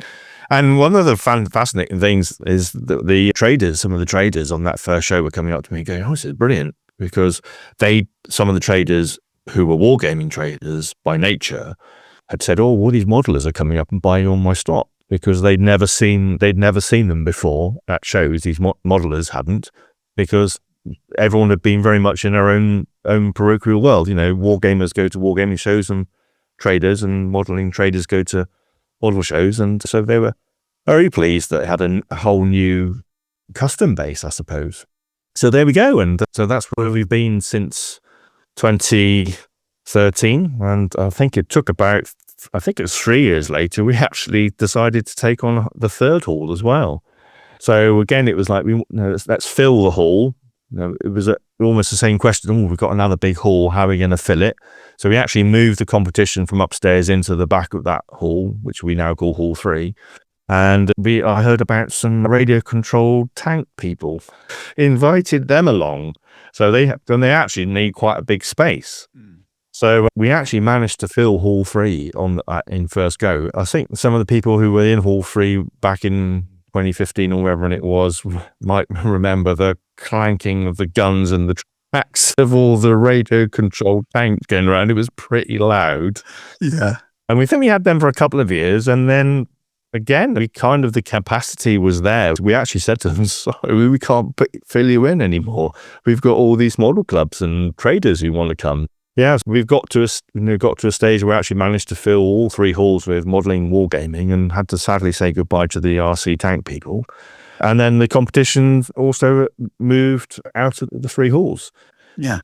So this year, 2026, we've actually, for the first time, we've actually had to say to model clubs, we've actually had to tell them we had to restrict the amount of tables that they can have.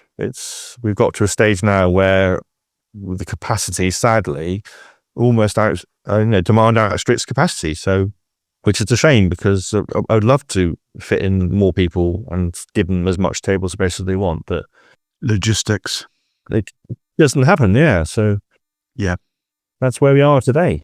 Okay. So where is the venue and what is the date? So the venue, it is Sunday, the 2nd of August, and it is at the Thornbury Leisure Centre, which Thornbury is a town northwest of Bristol, which is easily accessible, and there's plenty of parking. Near the Almondsbury interchange. Yeah, Almondsbury interchange if you're coming from the south or east, and probably maybe even from the west, but if you're coming from the north, you come off at the junction a bit further up, and then you take the 38 down, and then it takes you into Thornbury. So 9 o'clock is open to the public, and we finish at 4, and we have an open competition, and we do the prize giving at 3:30, and then that basically kind of neatly wraps up the show. Okay. So for anyone who hasn't been to the show before, and I must admit last year was my first year, 54 years of living just up the road from the event, and I moved to the other end of the country, and that's when I decided to go for the first time, which it was an absolutely superb venue. Hats off to you for actually finding that one. What can attendees actually look forward to this year then?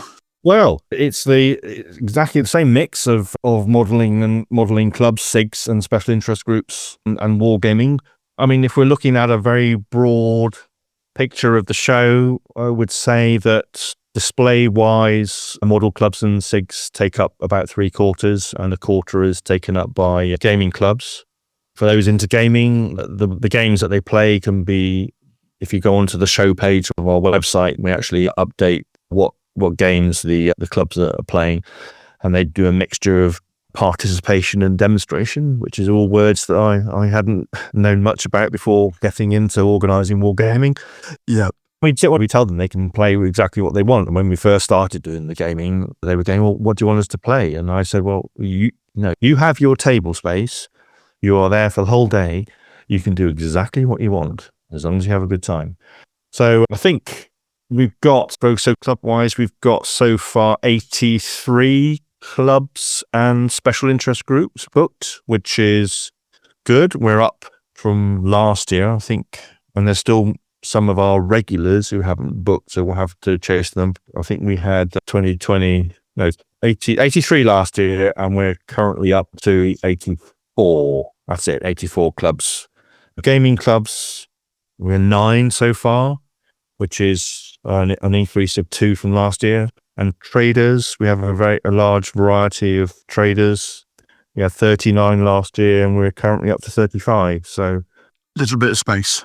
yeah, still a bit of space. Yeah, so 3 large halls, and then there's catering there as well. So if you want to buy refreshments, and an acorn competition upstairs, which is above the entrance hall when you come in. So everyone's more welcome to enter that. So it's one of the good things we find about the combination of having the gaming and the modelling is that the gaming goes on all day. There have been times in previous years where it's been sort of 4 o'clock and they're gaming, and I've gone around and said, excuse me, the show's finished. but that's the great thing about it, is that there's something going on all the time, and Yes.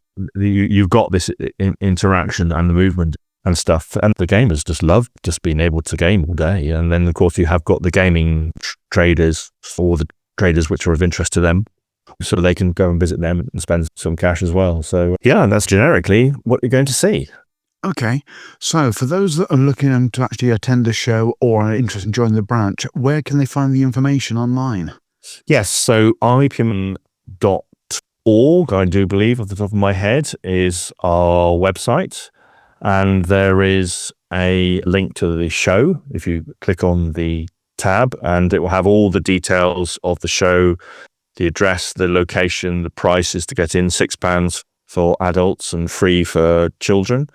And it will also have a list of all the attending clubs, special interest groups and traders. So if you're actually wanting to see if there's a particular trader or a club there, then you can check on the list, which is updated regularly. I think there's about 4 or 5 more I need to add, but our webmaster adds that, but it's pretty much up to date at the moment. Okay, and just before everyone starts to write in, it's ipmsavon.org.uk. I thought there might be a UK at the end. I thought I'd better just check. Definitely. Okay, Andy, all the best for the show. Please give our regards to the rest of the branch, and we look forward to seeing you in August. And for those who haven't been to the show before, it is well worth the visit. And on that note, have you actually thought of ever going for a 2-day rather than just a single day? Yes, we have. And it was a conversation that came up a couple of years ago from one of our attendees. And we did talk it through, and the reality is that because we're involved in setting up and taking down, and we are getting older, I think it's probably just beyond the capacity of us. And if we were going to do a 2-day show, it would completely change the way we look at it from a financial point of view.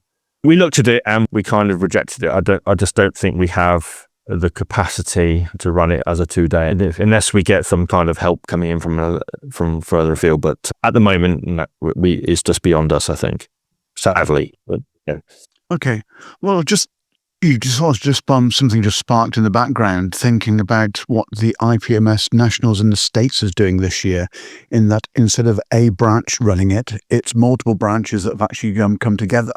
Yeah. So the potential you could get dust off those in Swindon and Calne to actually come and actually join you, perhaps in force, and do with the Southwest. I mean, obviously, we reinvented ourselves back in 2013 when we introduced wargaming, so we're always looking to think about ways of doing something differently, and maybe that's something this year we've managed to get lighter tables, which give us a lot of help in actually setting up. So that's the first step in addressing the aging population of the LPMS Avon Club. But we are acutely aware that time's moving on and we're not getting much younger, and we're going to have to think about how we actually physically get the show set up and taken down again. That's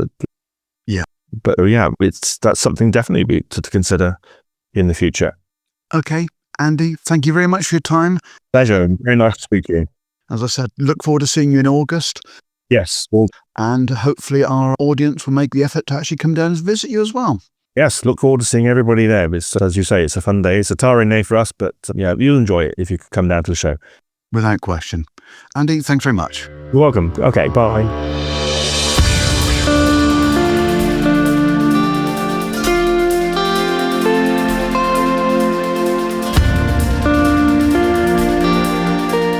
Are you looking for top quality paints for your next project? Then look no further than the Scale Modeler Supply. Hi, I'm Scott, and as a passionate modeler myself, I've spent years creating the SMS product range, designing them specifically with a Scale Modeler in mind. We've worked extensively to develop our acrylic lacquer paint range to not only be airbrush ready straight out of the bottle, but also to be very easy to use so that anyone of any skill level can create professional results with minimal effort. Just give the bottle a good shake, pour into your airbrush and spray at 15 psi. So dive into your next project with confidence, knowing that you're backed by one of the finest hobby paints on the market. Head over to our website scalemodeler.com.au to check out our full range and to find your closest retailer.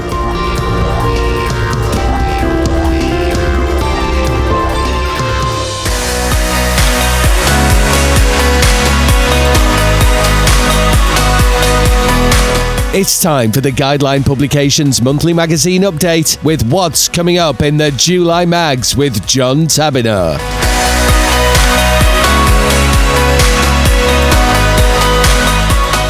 Hello Benchmates, John Tabiner here from Guideline Publications, giving you a rundown on what you'll find in the July editions of both Scale Aircraft Modelling and Military Modelcraft International, both of which will have hit the news shelves by the time this drops. That's Thursday the 18th of June. Or, of course, if you're a subscriber, the day before. And to subscribe, don't remember, just head on over to guidelinepublications.co.uk, take out a subscription, and you'll have the magazine waiting on your doormat before anybody else can get down to the newsagents. So, Scale Aircraft Modelling this month. This is, of course, the July edition, as opposed to last month's June edition, which we are all calling the April Special Edition now. Sorry about that one. Oopsie. So, kicking off July, John Bryan brings us the Kitty Hawk 148 scale Bell UH-1N Twin Huey, riveted to hell and back and finished in a US Navy engine grey scheme, which really shows off all that work. And it's a fantastic bit of modelling from John, but what else would you expect? In 1/32 scale, for the next feature, we move up to the Messerschmitt BF-110D, but this time converted to a G4 by Gordon Scott using the AIMS conversion set, and finished, of course, as a Luftwaffe. Mario Sorel drops the scale down to 1/72 scale next with the Academy Curtiss P-40M, finished as a Brazilian Air Force home defense interceptor from the mid-1940s. As ever, it's a Warhawk, so it has a huge sharp mouth on the chin, and it's a great piece of painting and modelling by Mario. We get our feet wet for the next feature, where Hugh Morgan builds Special Hobbies 1/48 scale Sopwith Schneider. This was the floatplane version of the Sopwith Tabloid, that rather handsome little pre-World War I biplane that sort of cemented Sopwith's reputation. We keep a nautical theme for the next feature. Andrea Brenko builds the SBS 1/72 scale resin Macchi MC72. This was Italy's unsuccessful attempt to prevent Great Britain from retaining the Schneider Trophy in the 1930s. Twin-engine, counter-rotating propellers, radiators festooned all over the wings, finished, of course, in bright red because it's Italian. It's a lovely kit, and he does it full justice. One of my favourites features in this month's Aircraft in Profile, and I say that because I wrote it. The RAF's finest fighter bomber, the Hawker Typhoon, brought to you in all its glory, with profiles, of course, by our excellent illustrator Sam Pearson. There is also honourable mention in this short article of the Hawker Tornado, the Vulture-powered sister aircraft. This month's Colour Conundrum sees Paul Lucas look at the short Seamew MR2. a rather ungainly naval anti-submarine aircraft from the 1950s, which Paul does his usual magic with, explaining colour schemes and also potential RAF colour schemes for when they were thinking of using it. There is a 1/72nd scale build of the Sword Models Seamew in this edition too by Tony Grand. So you've got both reference and modelling on this rather ugly little thing. Actually, I think it's quite a nice looking aircraft, but I like things like that.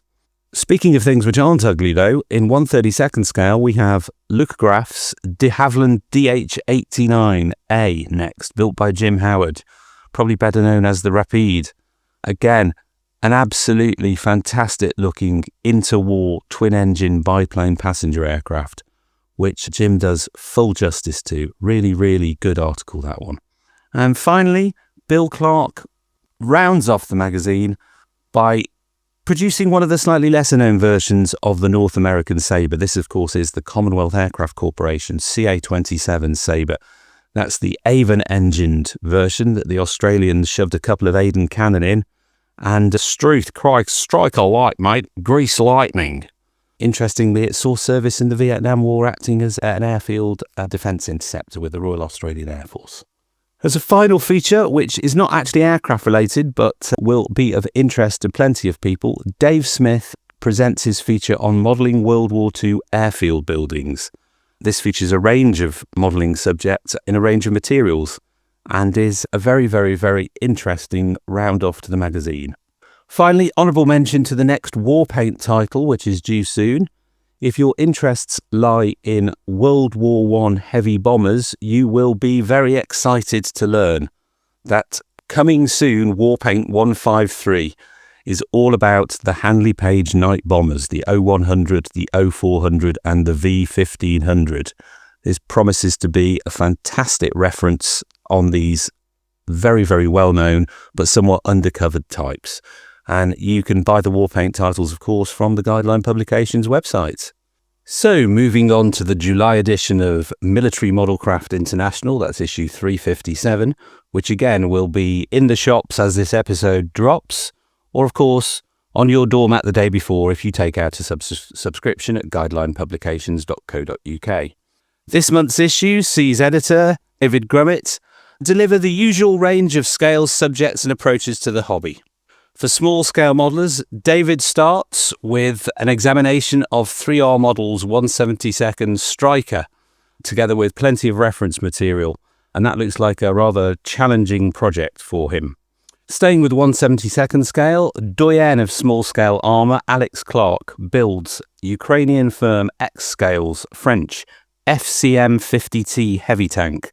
That was a post-war design which was a rival to the AMX 50T, and it has that typically weird French kind of old-fashioned looking set of tracks.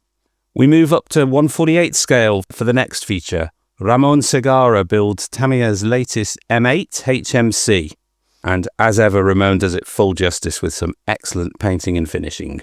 Regular contributors return in this month's issue with work in the ever-popular 1/35th scale.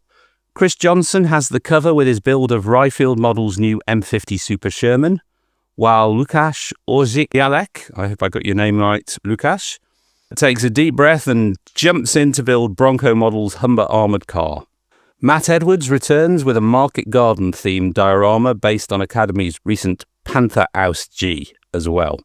The At the Bench feature this month is back as they chat to American modeller Matt Reeves about the connection between his military service and his interests in the hobby.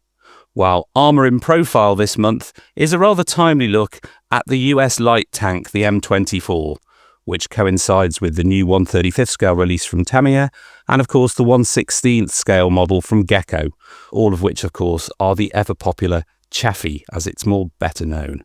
To provide some inspiration for this, there's also a build from a decade or so ago of the old AFV Club M24 by Domingo Hernandez and Juanma Vergara.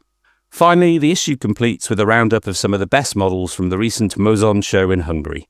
As ever, it's a potpourri of armour, and it's a right tankingly good read.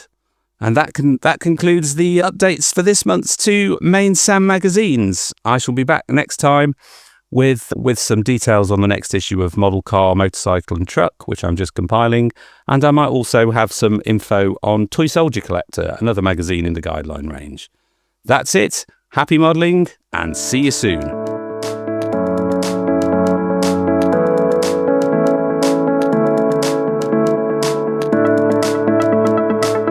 Head over to modelpodcast.com and explore the best modelling podcasts available today. A worldwide podcast hub curated by Stuart Clark from the Scale Model Podcast.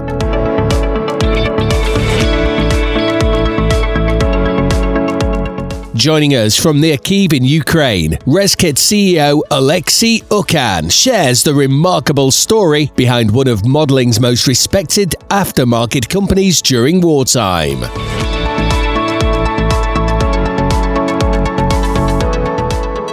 Right then, Benchmates, we are joined by Oleksii Ukhan from Reskit in Kyiv, Ukraine. And I must admit, this is a conversation I've been looking forward to for a very long time. Oleksii, welcome to the show.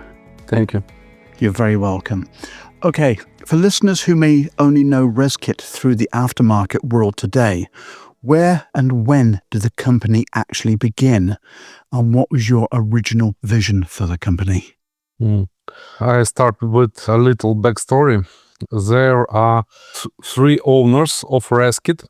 Before the company was founded, I had my own design studio, focusing mostly on the visual branding of food products and restaurants.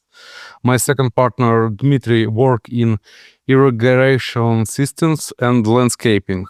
And our partner, Andriy, worked with me in the design studio. Around in 10 or more years ago, I met Dmitry in Dnipro city in Ukraine in modeling exhibition. And we begin be friends. And after a few years, Dmitry decided to open a small production line for molds in resin and for some kind of resin orders, like for aftermarket, but for other brands. And we have this small production more than 2 years. And after 2 years, we decided to work in our own trademark and name it Reskit and begin produce our products like wheels and weapons. It was in 2015, yeah. We begin almost after the war with Russia started, when it was start of our company. Like that. We have one client from Germany who order aftermarket from us, and we learn all technology and process for this and decide to open our own products. Okay, so you had someone who worked in gardening, someone who worked in food. Yeah. How did you find out the interest in modeling? I'm modeling, and I have a big warehouse of my own models, and I love aftermarket of other brands. But all aftermarket company I don't have parts for my models in these companies, and we decide to open a company to produce aftermarket for our models, what we want. I am and Dmitry. Got you. That makes perfect sense. Yeah. Okay, so Reskit has built a reputation for incredibly high detailed resin and 3D printed accessories. What was the moment when you realized the company had moved from small aftermarket producer into a globally recognized brand? I think it's happened when our products started being discussed on forums around the world, and French bloggers begin reaching out to us themselves. We realized the scale of it when the volume of wholesale order exceeded to our product's capacity. I remember walking around the office and asking my deputy, who is all these peoples? Once the company grow over 100 employers, I don't know everyone employers in our company, but right now I know everyone. It was very complicated to know each people by name because it's 5 years ago, when full-scale war was begin, we have only 35 employers. Right now, we have more than 100 employers. Wow. It's big job from this for these 5 years. Yeah, maybe 5. That's a massive increase. Yeah. That is a massive increase. I say, Ukraine has faced unimaginable and unnecessary challenges over the last 5 years. How has operating during an ongoing war changed day-to-day life for the company and the people behind it? It's a very complicated question because we have many problems right now, and we have many employers who go to war. And in last months, 4 people from our company go to army. Mm-hmm. And we have big problems with employers right now because we can't find new employers. And someone from our people go to army himself, but someone have problems with documents and don't go to army to update their documents, and they have been captured by our army. And right now, people working in army, many of our employers is very happy work with army right now, because when they catch the people was very scared. But right now, people work for our victory. It's very complicated because this winter was very, very cold. In our office, we have +5 degrees in office, and we have electric generation and other tools. But in office, it's very complicated work, because when you finish your work in cold office, you go to your home in cold home, and you must live without electricity. Many people in this winter was shocked by this situation. But we work because we understand if we stop, if we don't work more, we will die. It's something that I think everyone worldwide listening to this needs to actually think about. The hardships that you guys are going through to produce something for us, for the hobby, but also the actual day-to-day survival for you guys out there is just unbelievably difficult, and it's just so totally unnecessary. It really is. The sooner it ends, obviously, to the Ukraine's benefit, it has to happen. It really does. Yeah. Right now, we already starting to prepare for winter of 2027. Right now, many people in Ukraine winter is coming. We prepare for winter. Yeah. Yeah, it's very complicated, but we know we will win in this bloody war. Yes, without question. Okay, boulders. From a production point of view, what has been the biggest practical difficulties of manufacturing model products during wartime, obviously with the power outages, the logistics, staffing and exporting? From the beginning of the war, we don't work almost 1 month when Russian military was in Kiev region. But when our army clear our Kiev region from Russians, we begin work.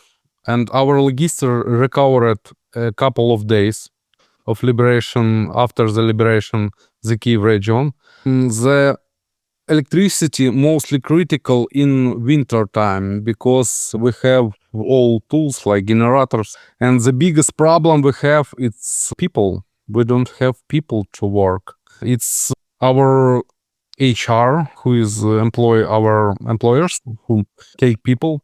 We don't have in Ukraine people for work right now, because many people go to other countries, many people go to army, and many people stay at home right now. It's very difficult situation for us, because it's a main problem for us. All other cold winter, electricity, it's problems, but without people we can produce any stuff. Right now we have developed more than 200 new items, but without people we can't produce those sets. Have some problems with people, and I think it will be good, but not right now. Very difficult situation in Kyiv and other cities in Ukraine. Yeah. So obviously, despite those challenges, the quality coming from Reskit is often regarded as some of the best in the industry, and I have to agree. I've got some of your sets that are absolutely stunning. Detail is superb on them. How do you maintain that standard under such pressure? Interesting question. As Steve Jobs says, right people in the right place. We have many modelers in our company who every day check our items, build our items, and give feedback for our R&D department, who can fix the problems when for assembled model or for painting. One project have minimum 2 months in development. Big project, maybe 1 year, 6 months. We have very big time to develop our projects. From the beginning of our project to production, it may took sometimes 2 years, like that. We have start maybe in 2025 project for additional sets for F111. And right now we not show those projects in development, but we have those projects, and we have many big sets, and also we have the quality department who checked our instructions, sets, decals, and our other stuff. Sometimes we have problems, but we fix all our problems with our sets. It's mostly like small bugs in our products, like we don't have much ads or so many modelers help us with this, because when we give our in development, maybe someone understand our project and people say you have the problem in this project like this, and we fix the bugs. Well, at least you sort it, and get it ready before it ships out and that. So that's really good to know, because I am looking forward to digging into those when I get a chance to. So my final question is, your products often cover subjects and details that mainstream manufacturers ignore. How do you decide what to produce next? It's very interesting questions, because it depends who you consider large manufacturers. Like manufacturers of aftermarket or manufacturers of models. Both. So obviously, you get a new model kit that will come out, and my scale's 32nd, and you'll obviously see some stuff that's lacking detail, but then a few months down the line, you see yourselves producing stuff but nobody else produces, to make that model more accurate and with a bit more finesse. We listen to modelers, and we see the sales reports of our products for model. If we produced many sets for one model, we begin to produce one set. If those sets sells good, we produced other sets for these models. And we have like test project, like B1B, our sets in 48 scale. It was like testing our production line and testing our maximum size of parts. It was not for money project. It was project for testing to test our capabilities. We have many modelers in our company who give us the wish list models, and they collect information for this project. Like our R&D department, the director of R&D department, very love Catalina plane. And all project for Catalina, it's his homework. He is produced for himself this project, and came to me and asked, Oleksii, we will sell Reskit these items. I say, yes, of course. We pay for this work for him, and he produced many items for Catalina. Right now he produced like landing gears, cockpits, and other stuff for this plane. When is that going to be produced? It's a very complicated question. Right now we have correction for I wish you hadn't said Catalina, because it's doing his best. we have new set in production, the angel of engine nickel, correct nickel engine nickel angel. It will be new, and we have a tail for Catalina, and right now I know it's lures and other stuff in products. I must admit, the engine nacelles do look really, really nice. I've actually seen some of the graphics you've put online and some of the stuff you've actually repaired. One of our audience members asked the question, when is the rudder correction coming? So thankfully it is coming, so he'll be happy at least. So we've had people asking about the Catalina already, so you do have a market for it. 2 sets. 2 sets, yes. I've got them both. I've got the 5 and the 5A, so I've got them both.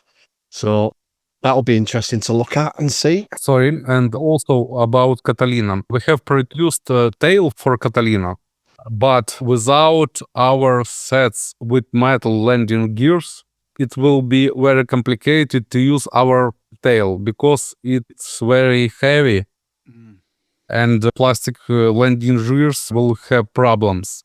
And when Nikolai say, I will make tail, I say, okay, if you make tail, you must make landing gears in metal for this model because it's very complicated to produce Catalina without maybe in sea, in water.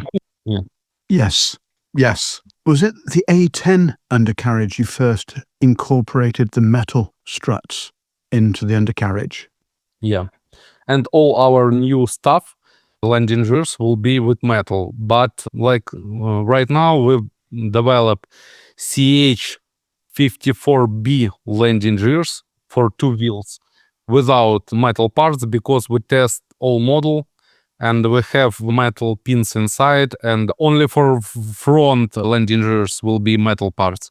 But also we produced right now A10 landing gears in 72 scale with metal parts. We spent more than 2 years to find production who can make small parts for 72 scale landing gears.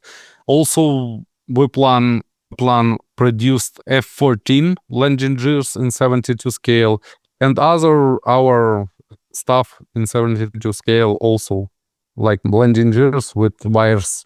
That'll be just fantastic. That really will. Okay, so whilst we're all salivating over that, Dan.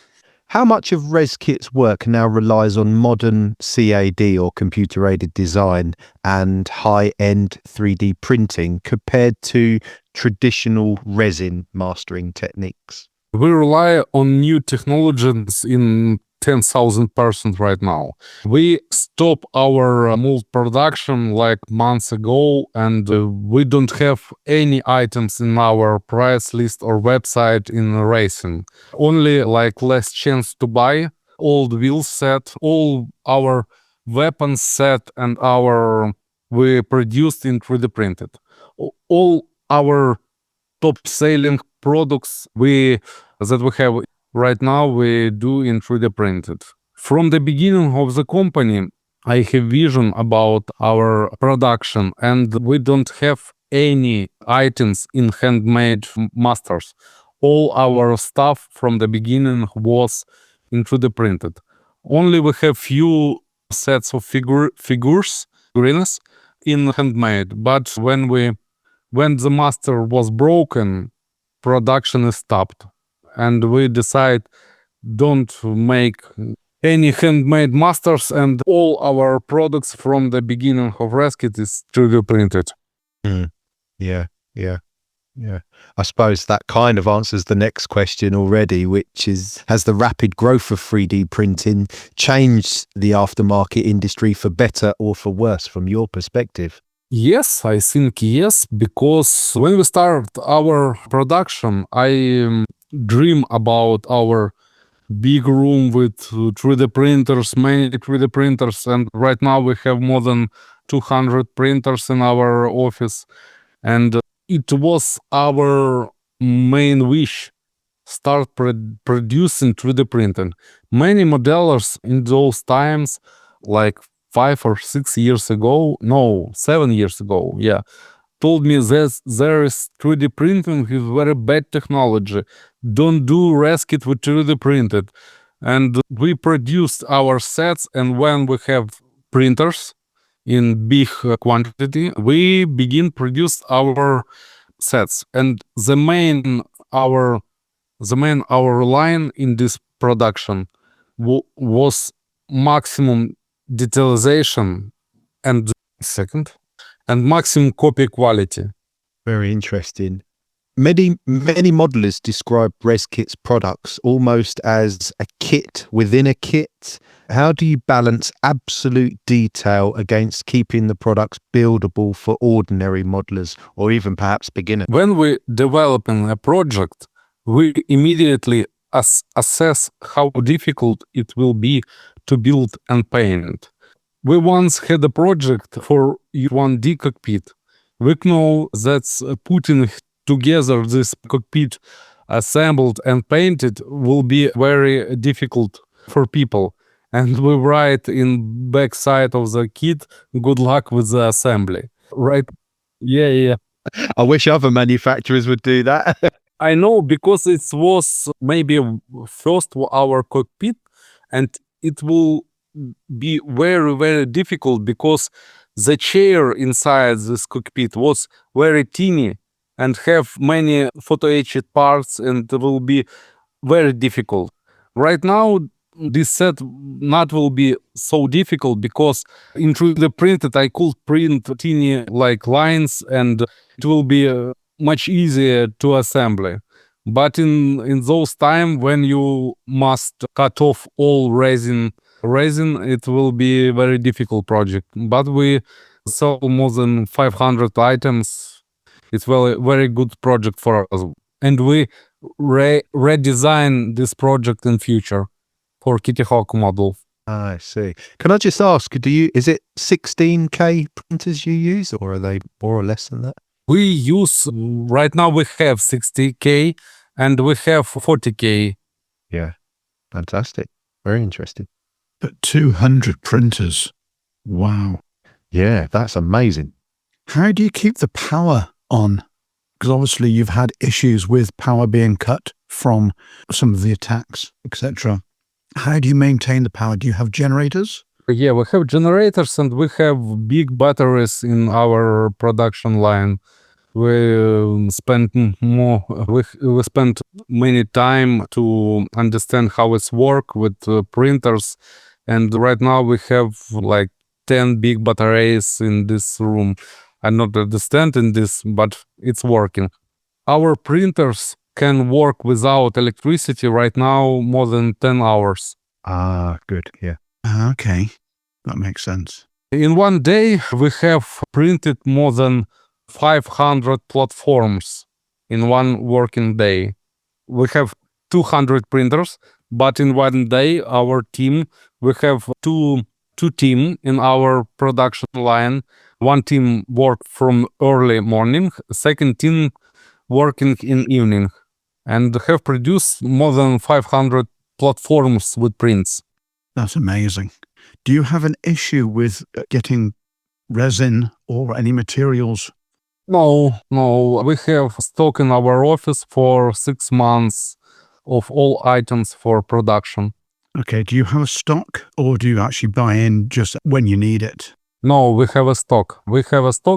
Right now we have a stock 5 or 6 tons of resin in office. 5 or 6 tons of resin? Yeah. Wow. 1 month. That's a lot of A10 cockpits. Yeah, that is. In 1 month we produce more than 1 tons of our products. Yeah. So you have 6 months reserve, basically. That is incredible, isn't it? Wow. Month. Yeah, that really is. 25% is 25%, minimum 25% have product defects. And all those items, 20 go to trash in 1 month. Right. So that goes back to your quality control. You make sure that it's perfect and you won't let it go if it's not. We have 8 girls in our company who every day take parts in hands, look at, check in production list and say it's good part or not good part. Well, that's fantastic. And that's a great attitude to have. And that's obviously why your company is on the upward trajectory, because a reputation for quality is very hard earned and easy to lose. I don't think I've ever had a bad component from a Reskit accessory.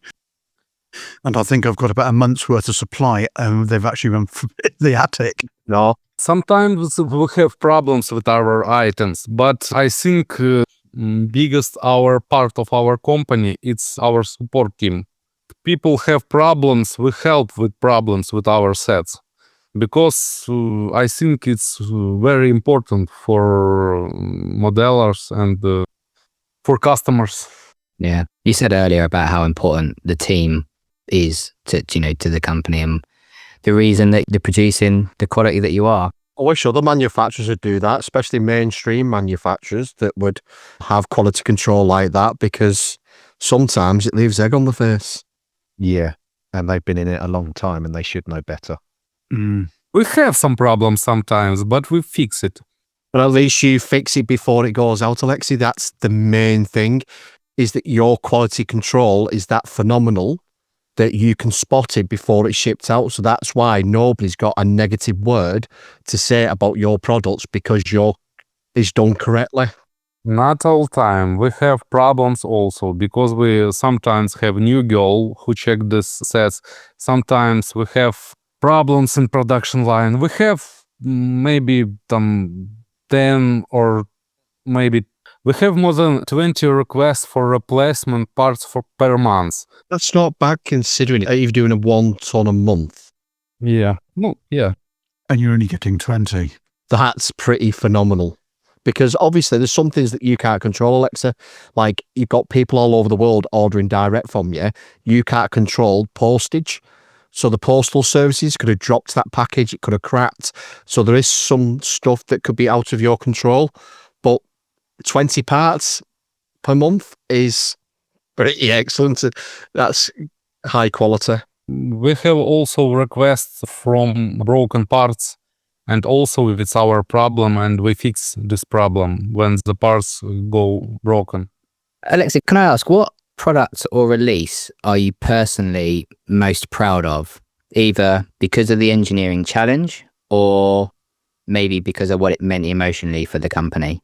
Yes, it's maybe F111 project, like cockpit, because in this cockpits and our standalone cockpits in 42 scale, it was a very difficult project for us, because he have all technology in one, like photo etched parts, 3D printed parts, resin parts, decal and painting mask, 3D decal, and low pressure casting for glass parts. It was first our difficult product in our company. It was very difficult because first version was in resin, and we have problems with resin shrinkage.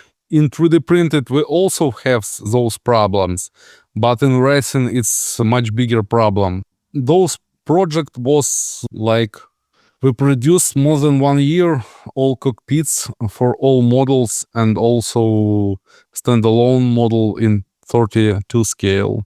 It's big, and we learn many techniques and many technologies in this project. Absolutely. And I know you touched upon it already. You said about how you listen to modelers, but I'm interested to know just how important has support from the international modeling community been for Reskit and to Ukrainian manufacturers more broadly over the last few years? It's a very difficult question, because very appreciated to people who support our company. Many people help us. Many people, when the full-scale war begins, call us so that we could came to them when the war was started. Many our partners, distributors, and other friends from other companies and countries wanted to help us, and they help us from the beginning of war and till right now. Many modelers decide to not buy Russian aftermarket companies and models. But we see many modelers also buy those products from many countries, from Russia and other Russia products like other brands, Russian brands. We have big help from many companies. I want to say thank you for you and your companies and your countries for help in this war, because it's very important for us. It's a very difficult time, and we wish to say thank you. It puts everything into perspective. Reskit really does. Looking ahead then, what does the future look like for Reskit?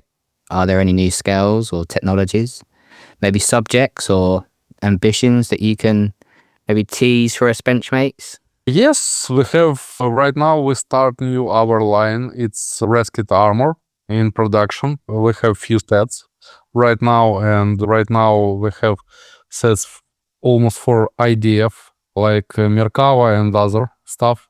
And later I think it will be models, plastic models. We have produced our first models in production right now. It's like A7. Yeah, that looks phenomenal. It will be plastic kits. It's not will be racing kit. We decided produce normal big good model. We have scanned A7 plane in Poland, and right now we have small redesign of our project to correct the small shapes of our project, because we start project with scans, but we don't have all scans. And right now we fix the bugs in our projects. It will be our maybe first project. And later it's very complicated question. I wish that we will be live, because last few months in Kiev was very complicated. It was like I saw rockets. I live near to Kiev. It's like 10 kilometers to Kiev, and all rockets go from my home to Kiev. And I have a few rockets 1 kilometer from my home, few rockets and a few drones also in this small town where I live near Kiev. It's very complicated for us, but we will be okay. Without question. Okay, on the back of that, we've had some of our benchmates send in a couple of questions, and if you could have a go at answering them, it would be appreciated. So we've had Alex Taylor and Steve Hayes have asked if there are any plans on the back of the superb A10 sets you've recently produced of looking at F-16 cockpit and wheelbase sets. Right now we have many sets for A16 and many sets for A10 in development, like wheelbase for A10. Right now we have produced F-16 cockpits for Kinetic, Great Wall Hobby kit and Tamiya kit. All sets in development. Great Wall Hobby, we produced SUFA cockpit right now, and we start, but right now freeze the project like landing gears and air intakes for F-16, but later we will start it again. Right now we have all project in cockpits for F-16. In 30-second scale as well in the future? Yeah, of course. Good. If you can make them the A model midlife update sooner rather than later, because I'm waiting to build one. Yeah. I knew that was going. Yeah. Right now in development. It's high on my list. Fantastic. Okay. Brian Robinson asks, how do you research your projects? Is it physical research material, i.e. measuring real-life subjects, or are you relying on accessible information?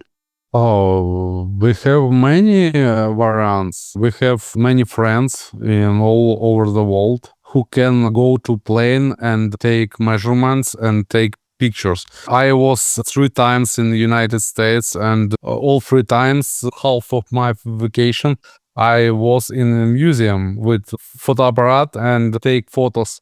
Also, we have many friends who have information, who can go to museum, and also we go to museum and take pictures, take measurements. In many projects, in all projects, we have different type of information. but without full information, we can start project. Okay, that makes sense. And on the back of that, Rob Munfay has made an observation. You seem to be very keen on helicopter subjects. And with Revell re-releasing the 132nd Puma this year, are there any plans to hit this subject hard as it's screaming for attention? Right now, maybe no. For this year, we have a plan for our production line. In next year, maybe. Fantastic. That'll make him very happy. Oleksii, thank you very much for your time. It's certainly been one of our more hard-hitting conversations we've had with different modelling companies and the difficulties that you guys are experiencing on a day-to-day basis. So please extend our thanks to everyone in the company for everything that you're doing for the hobby. It is appreciated, and I think it's fair to say you're not alone. Thank you.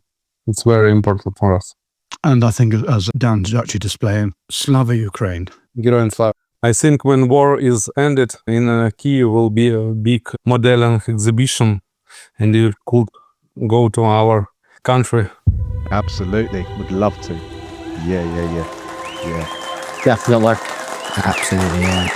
Okay, for now, thank you very much, and goodbye. Thank you.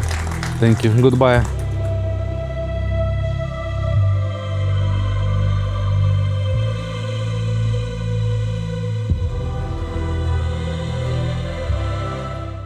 Coming up in episode 32, we are joined by 148th Aircraft Modeller John Bryan, plus the IPMS UK Executive Committee to launch Scale Model World 2026, coming up in Telford this November. Well, Benchmates, that just about brings episode 31 to a close.